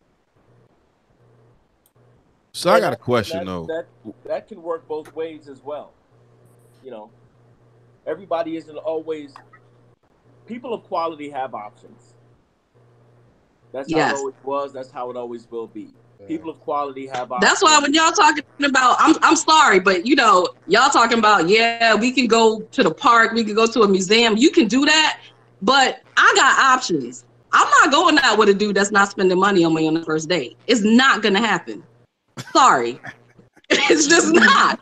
And I'm not a gold digger, but I have a certain lifestyle. And I need to see that the man that I'm dealing with can match. So able to meet that lifestyle. So I'm not going to waste your time or my time. If you can't meet my lifestyle, we don't need to go out. So what's the first? And that's there's nothing wrong with that. I consider the museum meet. You meet somebody, you walk around, you get some coffee, and if it's going well, like, to me, when you meet somebody and it goes well, it can go on for the longest. Anybody here ever done that? Yeah. You meet somebody, absolutely. And you might you might meet them out on a boardwalk. You might be in another city. You meet somebody you never seen them before. You talk to them. You hit it off. You get a drink. Then you go over here. You can end up at a restaurant. You can end up with whatever. But a first date is just an initial thing, and it can go really great and last a long time and end up something bigger, or you could be like, we're not really feeling each other. It was nice meeting you, and you keep it moving. And I think that's just the I mean, I hear what you're saying, but what I'm asking you is what does that entail? Like, so what restaurant do you need to, for your standard, be at on a first date? See, here's the thing, right? Especially like here in the DC area, we have a lot of different options.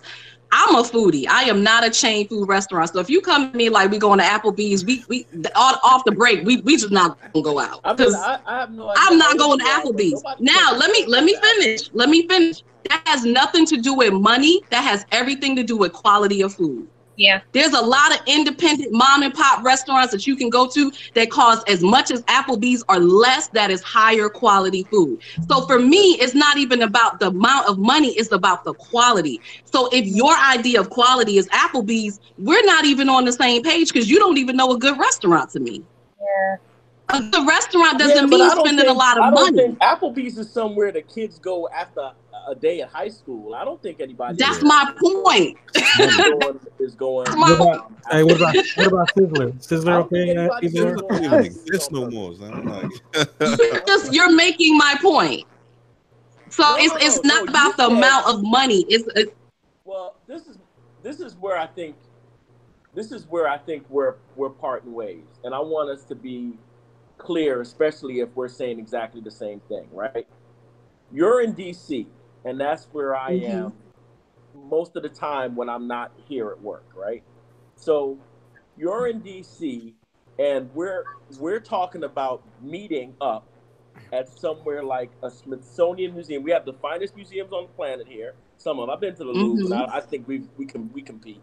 So we meet up, and we're at a museum. We walk to the museum. We get some coffee or stop at the bar, and then we can go to there. We're in walking distance or an Uber or a car ride of all of the world's finest restaurants, and we can end up there. But what you're saying is you're not willing to meet a guy who hasn't promised or hasn't set up one of these, well, you said you're a foodie, so that's not what I said.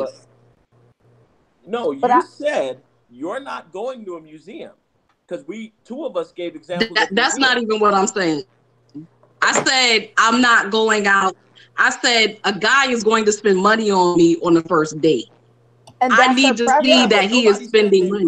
We can go to a museum and go someplace else. I like museums. We have some great museums here. I am not anti-museum. I'm not one of the guys who said I refuse to spend money on a woman on a first date. That was someone else. So I just wanted to clarify. That's not what I was saying.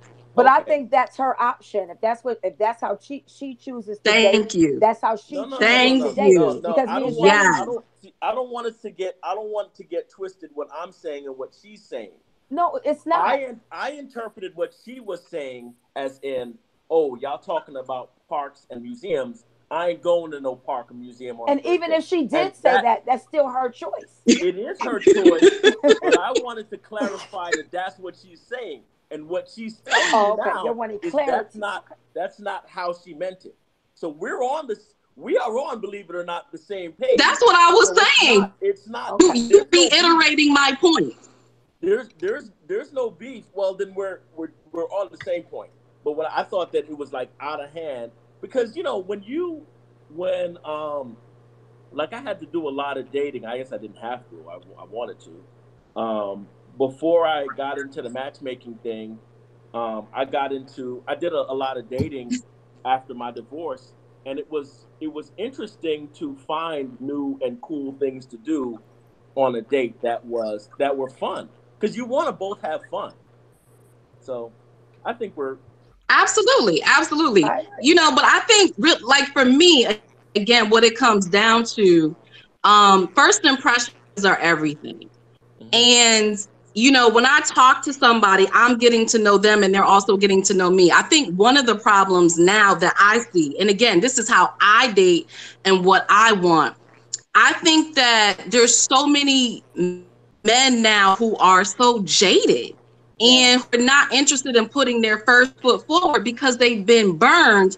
And so then they meet somebody like me and they're like, well, I don't want to go through all that effort because I've done that before and it didn't work out. And for somebody like me, effort could just be understanding that I'm a foodie and we could go to a cheap eats place, but they're known for having the best burgers. You thought about that because that's what I like. Now, I love a good burger. So you got to put some effort. Like for me, put some effort into our date. Don't just be like, well, we're going to go here because it's free. That's not going to work. No, yeah.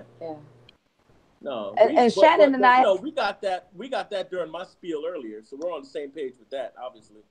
Yeah, well, the hotel would cost a lot, though, Ava. It depends on. It absolutely would, but you would be there by yourself. But something Ava Laura said earlier. Unless it's like a 5-star restaurant in that hotel, yeah.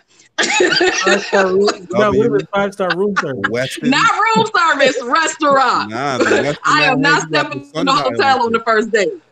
Like, I'm spending a lot. This set me back 150. This room. Yeah, the Westin on Peachtree. It's got the sundial, the rotating restaurant. It's definitely it's high price. You get to see the view of the city while it spins around. Very slowly, but it definitely spins around. You get to see the skyline. It's real nice. Some of those places got mirrors over their beds too. So yeah, that's like a motel. You also put a cord in the bed for the Bible. What they say, Motel 6, when the lights go out, it's all the same, right? Nah, I think they say we'll keep the light on for you. Oh, I thought it was something like that. I want to touch on something that Ava Laura said when she talked about meeting her, a man meeting her expectation. And I think that may be part of my problem, because I know the work that I've done, I know how far I've come, and I know what I'm bringing to the table. And so I'm like, I just don't have time for the foolishness. So I'm just trying to ask, how do you navigate that in the day and age that we live? Because like she said, some men are so jaded. Some men don't even want to open the car door because they feel like, I'm not doing all of it, I'm not going that extra mile. But at the same time, I feel like I deserve that, because I've done the work and invested in myself, and what you're getting is going to be, high quality product. So I'm how do you navigate that in this day and age? You gotta dodge that kind of guy, right? Like, Yeah.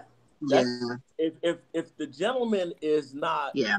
if he stopped doing the stuff that his mom and dad taught him, right? Like, then you can't fix that. You can't do anything about that. If he's not opening doors, and you're a lady that likes that, then that's not Don't date compatible. them. I mean, that's not compatible. I mean, some of these dudes don't even know what side of the street they're supposed to be walking on when they're with a True. woman. You're with a woman, dude. Wait a minute, So you got to be on a certain side. No, Right, you walk, Yo, because you have some I'm people kidding. that say you gonna walk on my left side, and we on the right side of the street. So I'm on the street side because I got to walk on your left side, because you don't shit. want me on your right side, because Some of that's the your. neighborhoods they be shooting, so It's too much. It's But now too it's even much. more because you got the new. It's like the wave. Even it's the wave of the of equality, and um I think I've stated on platforms before. I'm equally Southern as I am like East Coast type. You know what I mean? But I was in New York last year, and a woman that I was working with on this production. Everybody going out later on that night. We went to go to the restaurant, and she was more of the like of the equality mindset. I can open my own door type thing, and it really bothered my Southern sensibilities to the point where I'm like, listen, I understand, how you feel, but you just gonna have to adhere. You gonna have to walk on the inside. I feel extremely uncomfortable letting you walk on the side with the traffic. But then there are a lot of, I would say, younger women, my age, I guess my demographic, I'm 35, be 36 soon, and younger, to where everything is so much different. Like, people don't even want you to hold the door for them, or if you hold the door for them, I've seen situations where a guy holds the door for a woman and she calls him thirsty. I'm like, yo, he's just showing you respect Oh and Yeah. courtesy. So it's like, God. it's even more difficult to navigate because you don't know who is of, I guess, the traditional mindset, or who is of the more progressive, liberal type Mhm. mindset, to where I'm every woman. I will do everything. I will, change my own tire. I will open my own door. I will do. And it's like, well, I want to. I know that you can. I know that you're able. The question is not your ability, but just, can you allow me to do these things for you? Because it's just me showing a level of respect to you, not me trying to say that I'm ruling over you or more powerful than you are, or certain, things. And for me, it's just, I was just raised a particular way. So I can't, it's difficult to navigate Yeah. because even like it's women that dart through the door before I even get a chance to grab it. Like, yo, hold on. Like, or won't wait for me to come open the car door. Um, and would just get in. I'm like, yo, can you wait for us? Hold on. And I have to kind of, for lack of a better term, I have to check them on it. Like, yo, what do you stop? Get your hand off the door. Oh, well, excuse me. I'm my bad. I mean, I can open it. I know you can, but that's not what we're doing right now. And Yeah. it's so, yeah, That's the navigation process. yeah. I've been there. I've been there, and then I've had guys who, were like, "Well, I thought you were progressive and a feminist, and you didn't want me to do that." And I'm like, "No, boo, sorry, I'm not a feminist. I'm a woman. Take care of me." I don't know where this came from, but so you're right. You have to navigate that, and I think that's part of the communication part of it. I don't think, from what I've seen, I think that a lot of people are too afraid to talk about certain issues too soon. Yeah. And when you're dating at a certain age, I'm 43. And so I'm coming in like I've been married. I've been married a long time. I know who I am. I know what I want. I'm not playing games. So let Exactly. me let you know these things about me now. Now. And then you can decide if that's where you are. So if you're not there, we don't ever have to meet or go out. Like I don't want to waste your time and I don't want you to waste my time. Absolutely. Right. And I think that we have to be okay with having those communications. You know, I talked to one guy and he said, well, Ava Laura, when you told me on the first date that you wanted to get married and you were still interested in having kids, that scared me off. You know, I think you need to wait till you tell a guy that. And I said, no, I don't need to wait to tell a guy that. I said, you were not the right guy. Because any man who was interested in getting married and having kids will be happy about that. Because now we know we're both on the same page. We want to move in the right direction. So we have to be okay with having those conversations immediately. Why are you waiting to the 4th date, 5th date, 3 months down the line? We don't have that kind of time. Talk about it now. If this is important to you, discuss it. So now we're both on the same page. Great, we can keep moving forward. Or you know what? I'm not interested in that. I'm not holding the door for a woman. I'm not doing that for a woman. Then next, leave that one alone. Go on to the next one. Remember, remember, guys, she is not a feminist or Afrocentric. Remember that. Listen, my boo, he opens doors. He will not let me open. And I didn't even ask for all of that. I want these open the door to get out of the car. He won't let me. He's like, what are you doing? You're a queen.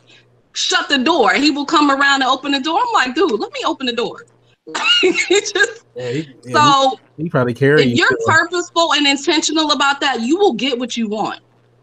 Now, before I see Shannon Jones in the chat room as well, and Dante is in the chat room. Okay, before we get out, I gotta bring this up. And okay, so we all come into relationships with different quote unquote baggage or whatever you want to call it, right? Some might say, if you have children, some people consider that baggage. If you have prior felonies, that could be baggage. Some could be you got a disease, or that could be some baggage. Definitely baggage. It could be that you weren't always a man or a woman. Could be the baggage. That's not baggage. That's deception. Right. Right. You're not feeling it. So that's beyond some baggage. So there's a lot of debate. I hear a lot about what you should, at what point do you tell somebody certain things, like, different things. Some things you would think you would want to, like right away, right? Other things, they're like, no, you don't need to say nothing until you're about to have sex. So if you have some real serious issues, or the person has some real serious issues that could honestly affect whether or not you want to be with them, I can understand, like, when you meet somebody, you may not want to say, hey, look, I did 8 years, for mail fraud. You might not want to say that right away when you meet somebody, but at some point they need to tell you, these kind of things.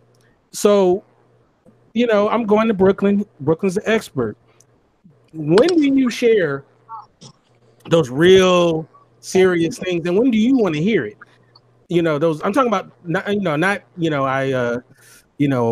steal Netflix, but I'm talking about like the real serious shit. I feel like when you are putting yourself out there with dating, you have to be honest. Like, I don't want to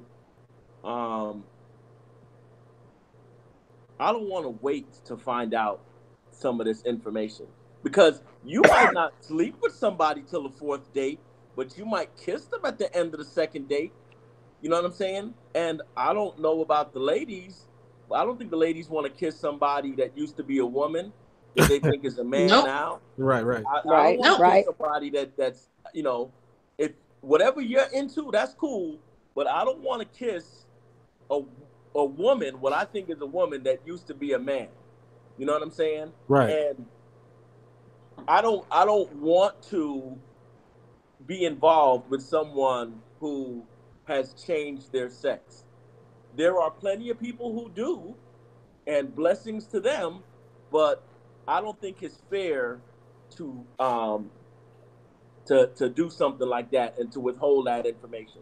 Same goes for anything else I've been to prison. that's big news.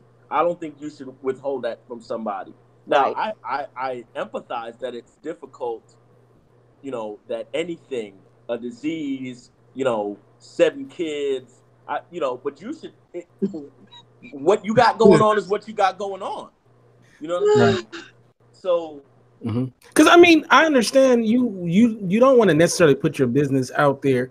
Like, just because you meet somebody, you may not want to tell everything, right away. But then some things you're like, I know I would want to know that stuff off the rip, yeah. but I understand why somebody would at least hold on to it just to see, what's going on. But But it's 2019. It's not 2019, 1975. It's 2019. So whatever your issue is, you damn near have an app or whatever for that. You have a support group. That's real. You have other people. That is real. You can find a whole app for people who want to date somebody that used to be a different sex. That part. You can find a support group for people who all have the same diseases. You can find whatever you can date thing is out there. Whatever it is. So it's not to down anybody, to look down upon anybody else, but I think that some of that stuff it's would get people really upset.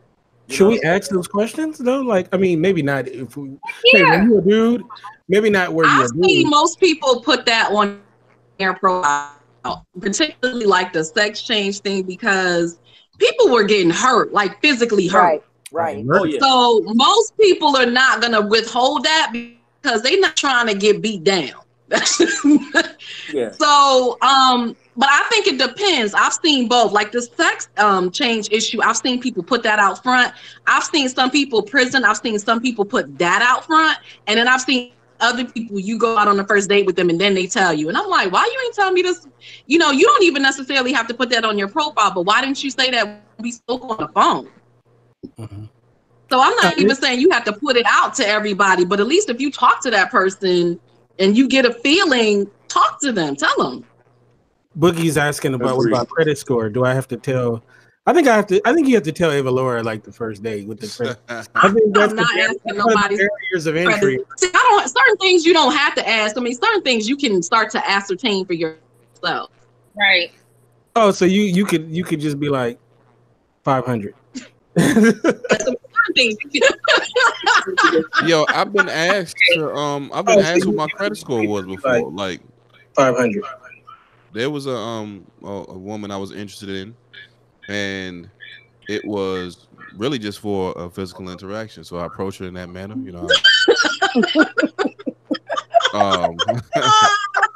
and we were working together in a certain capacity. I mean, I thought she was physically attractive, and there was chemistry there. I could tell that she thought I was attractive, but it was one particular day I was just like, you know what, I'm not gonna hold my peace anymore.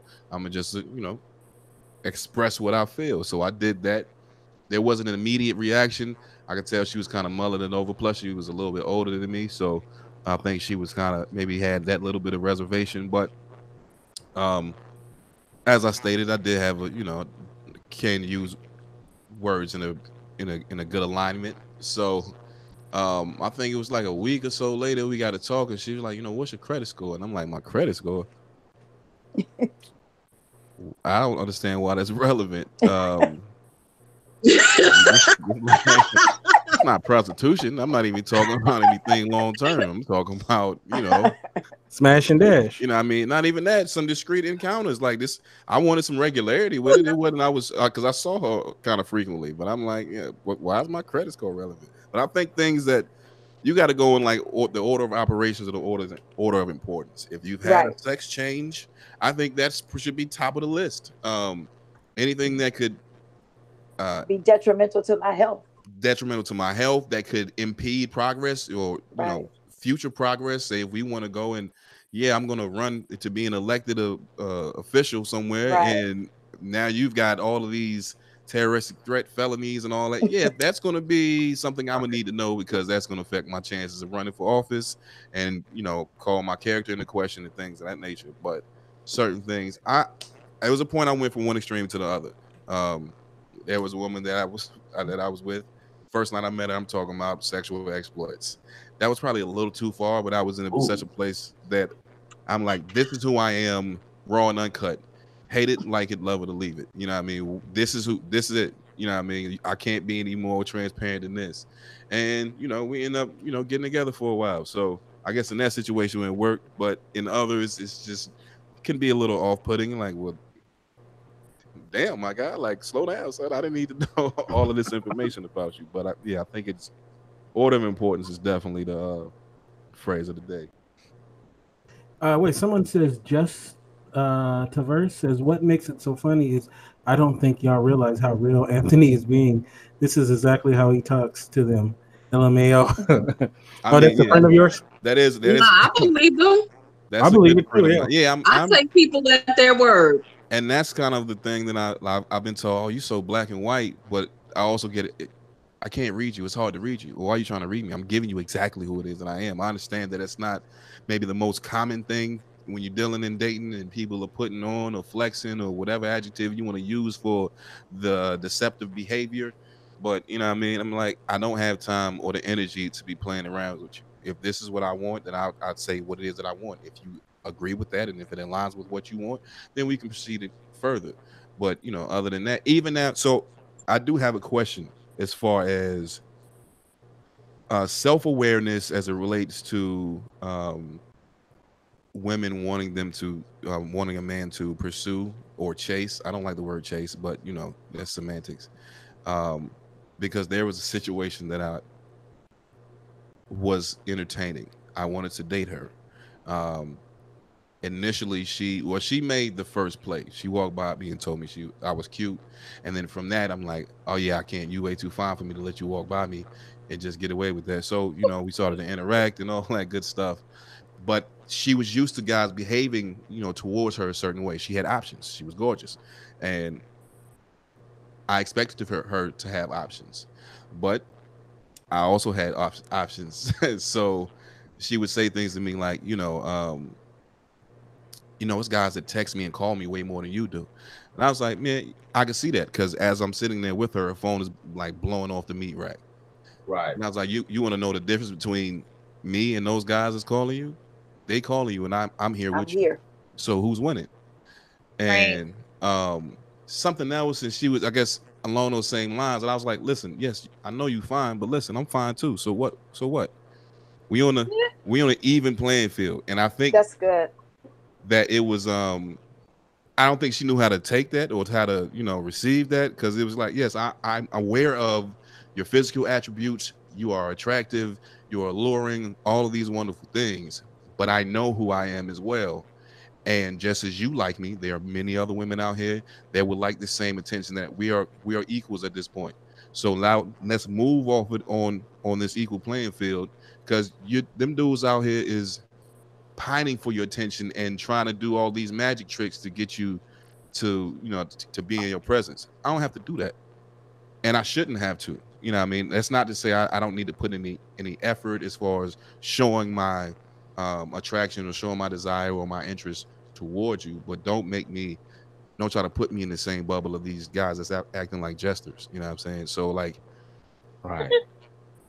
I guess the basis of my question is like, how is there a fine line between self-awareness or self-assurance and cockiness, and is that often off-putting, I guess, dealing with, I guess, from a man to a woman? I can answer that. The issue with the man and the woman thing is that we don't ever tell them we have options. You see what I'm saying? Because it's not the same. The way attraction very often works is that a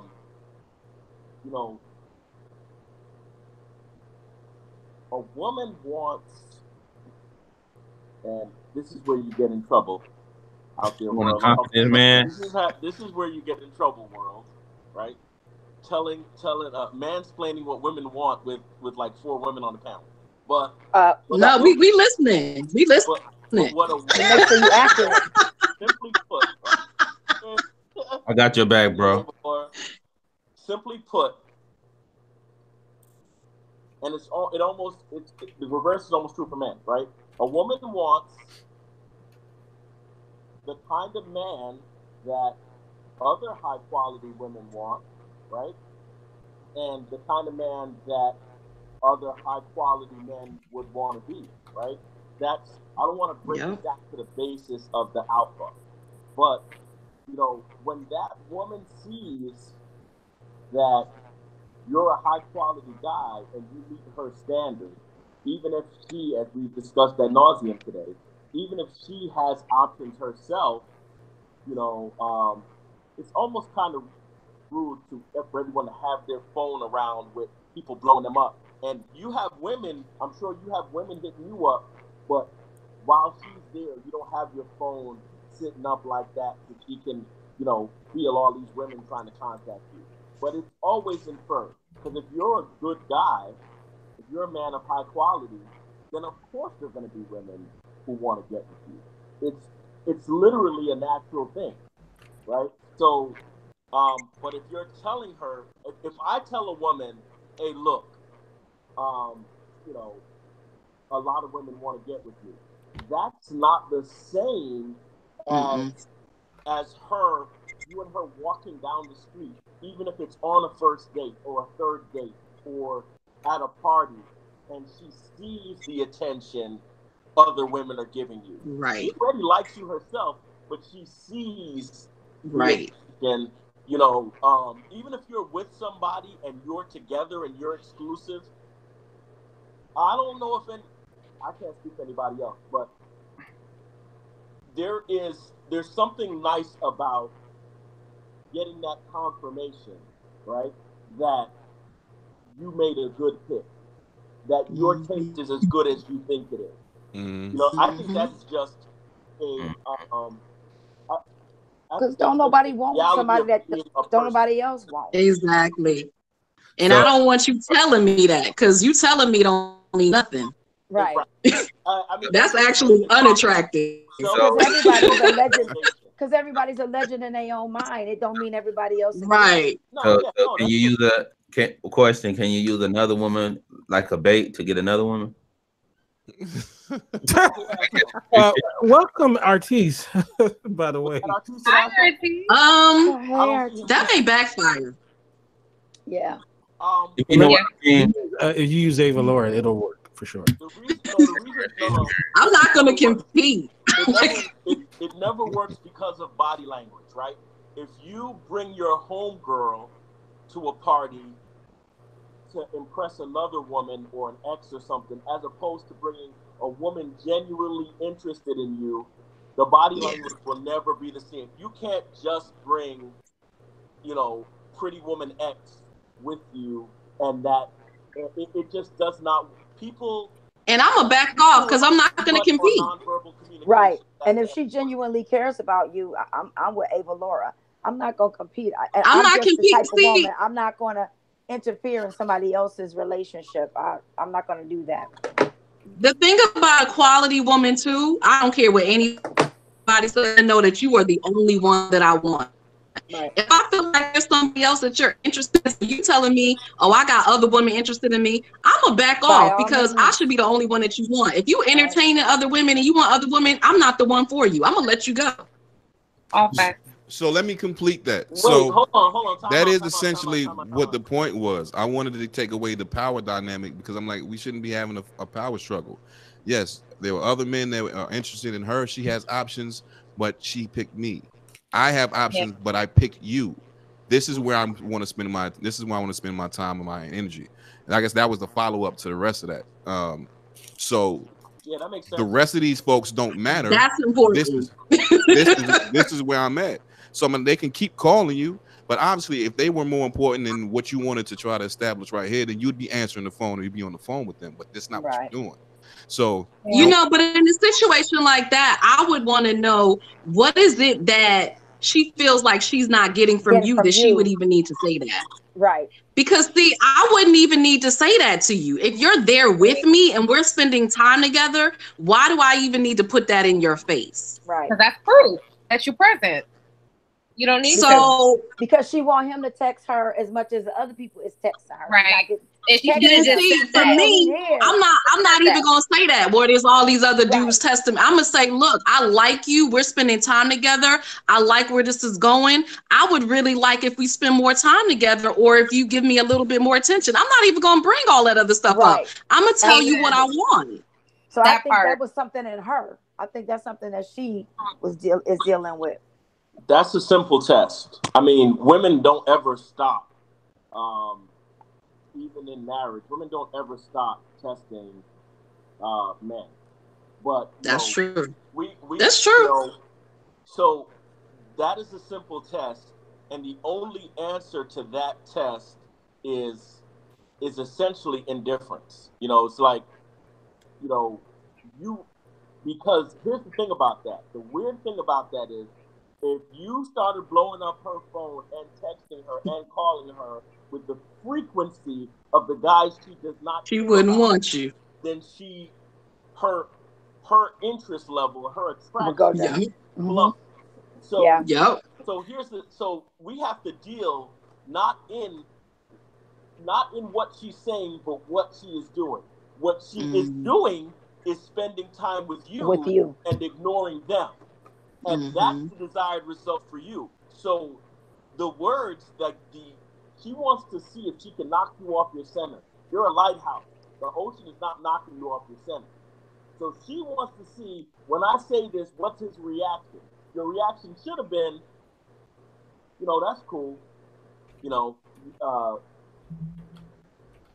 You are texting her as much as necessary to maintain the attraction and have her with you when you two want to be together.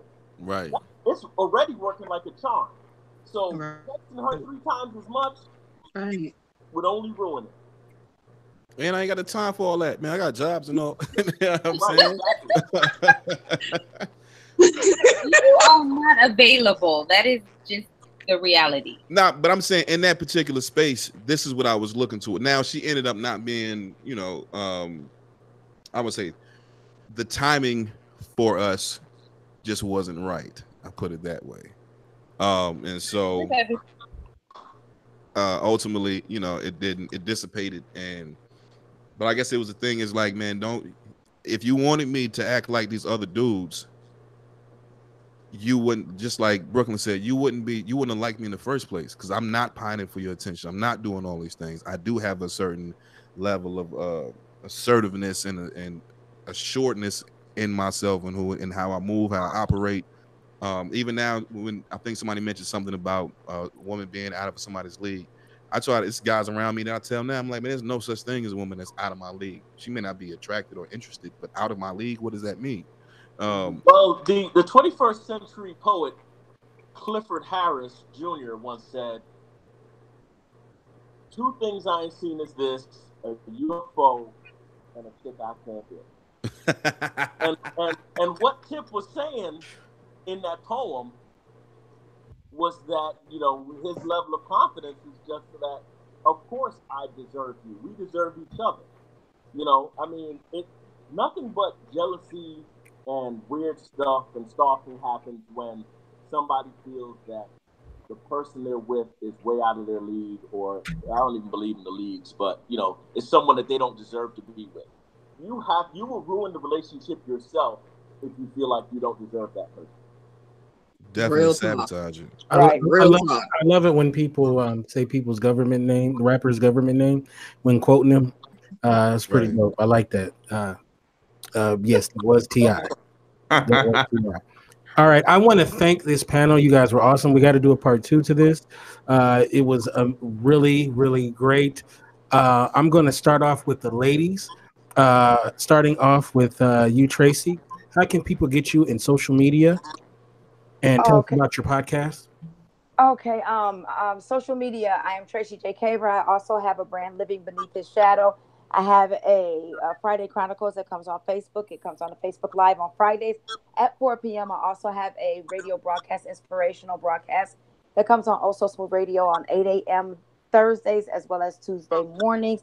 I also have a Living Beneath the Shadow blog, which is livingbeneaththeshadow.wordpress.com. And you can reach me at all of those: Living Beneath the Shadow, Instagram, Facebook, blog, radio station. That's it. All right, all right. Ava Laura, how can we get you in social media? When are we going to Spain? And tell everybody about that as well. I know I'm going with you, right? You got me. You gonna put me in your luggage? I'm gonna pack you on my luggage, sure. Yeah, I'm very, very easy to find. There's only one Ava Laura, so I am Googleicious. You literally just type in AVALAURA. You will find me. My website is avalaura.com. All my social media is Ava Laura something or other. So if you just put in Ava Laura, you will find me. I'm on Facebook, Twitter, Instagram, LinkedIn, everywhere. And as far as Spain, Black Women Leaders Retreat in Spain, October 28th, November 3rd. We are unwinding and unplugging in Spain. It is going to be absolutely amazing. First class luxury retreat experience. I'm really excited about that. If you just hit me up at avalaura.com or all social media, I can give you all the details for that. But it is happening in October. So come on out. And I have a number of other projects going on. But again, go on social media, Ava Laura, or find me on my website, avalaura.com. You will get plugged into everything that I'm doing. And as I said, Ava Laura is one of my favorite Black people ever.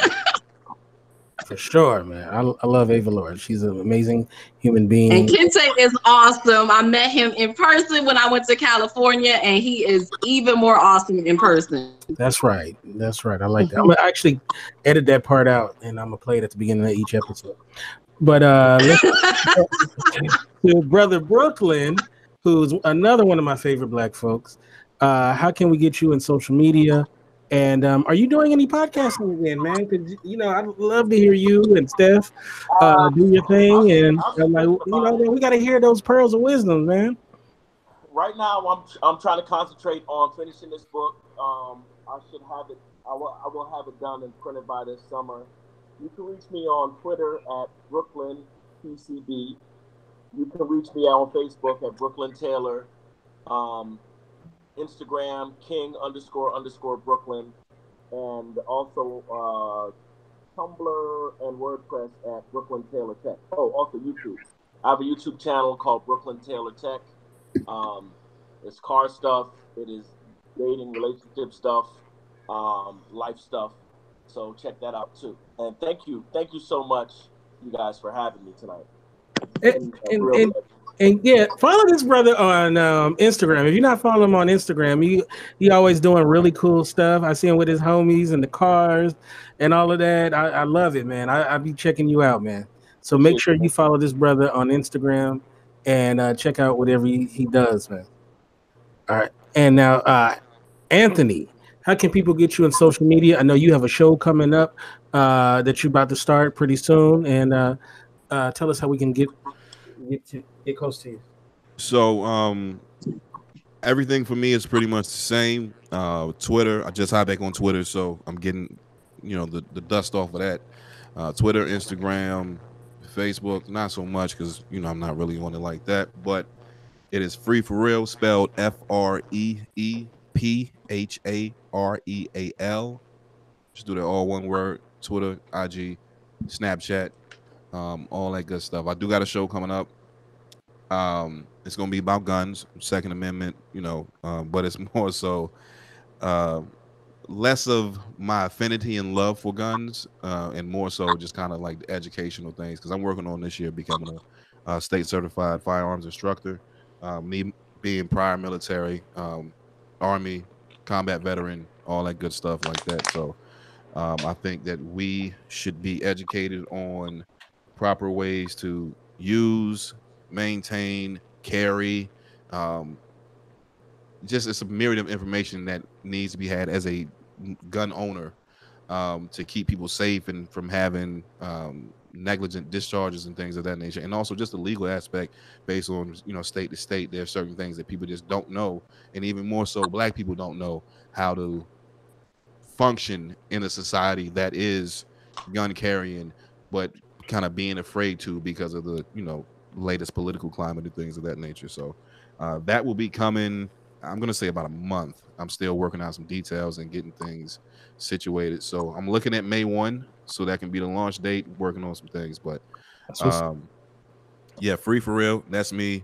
And yeah, you'll see a lot of other things coming from me as well.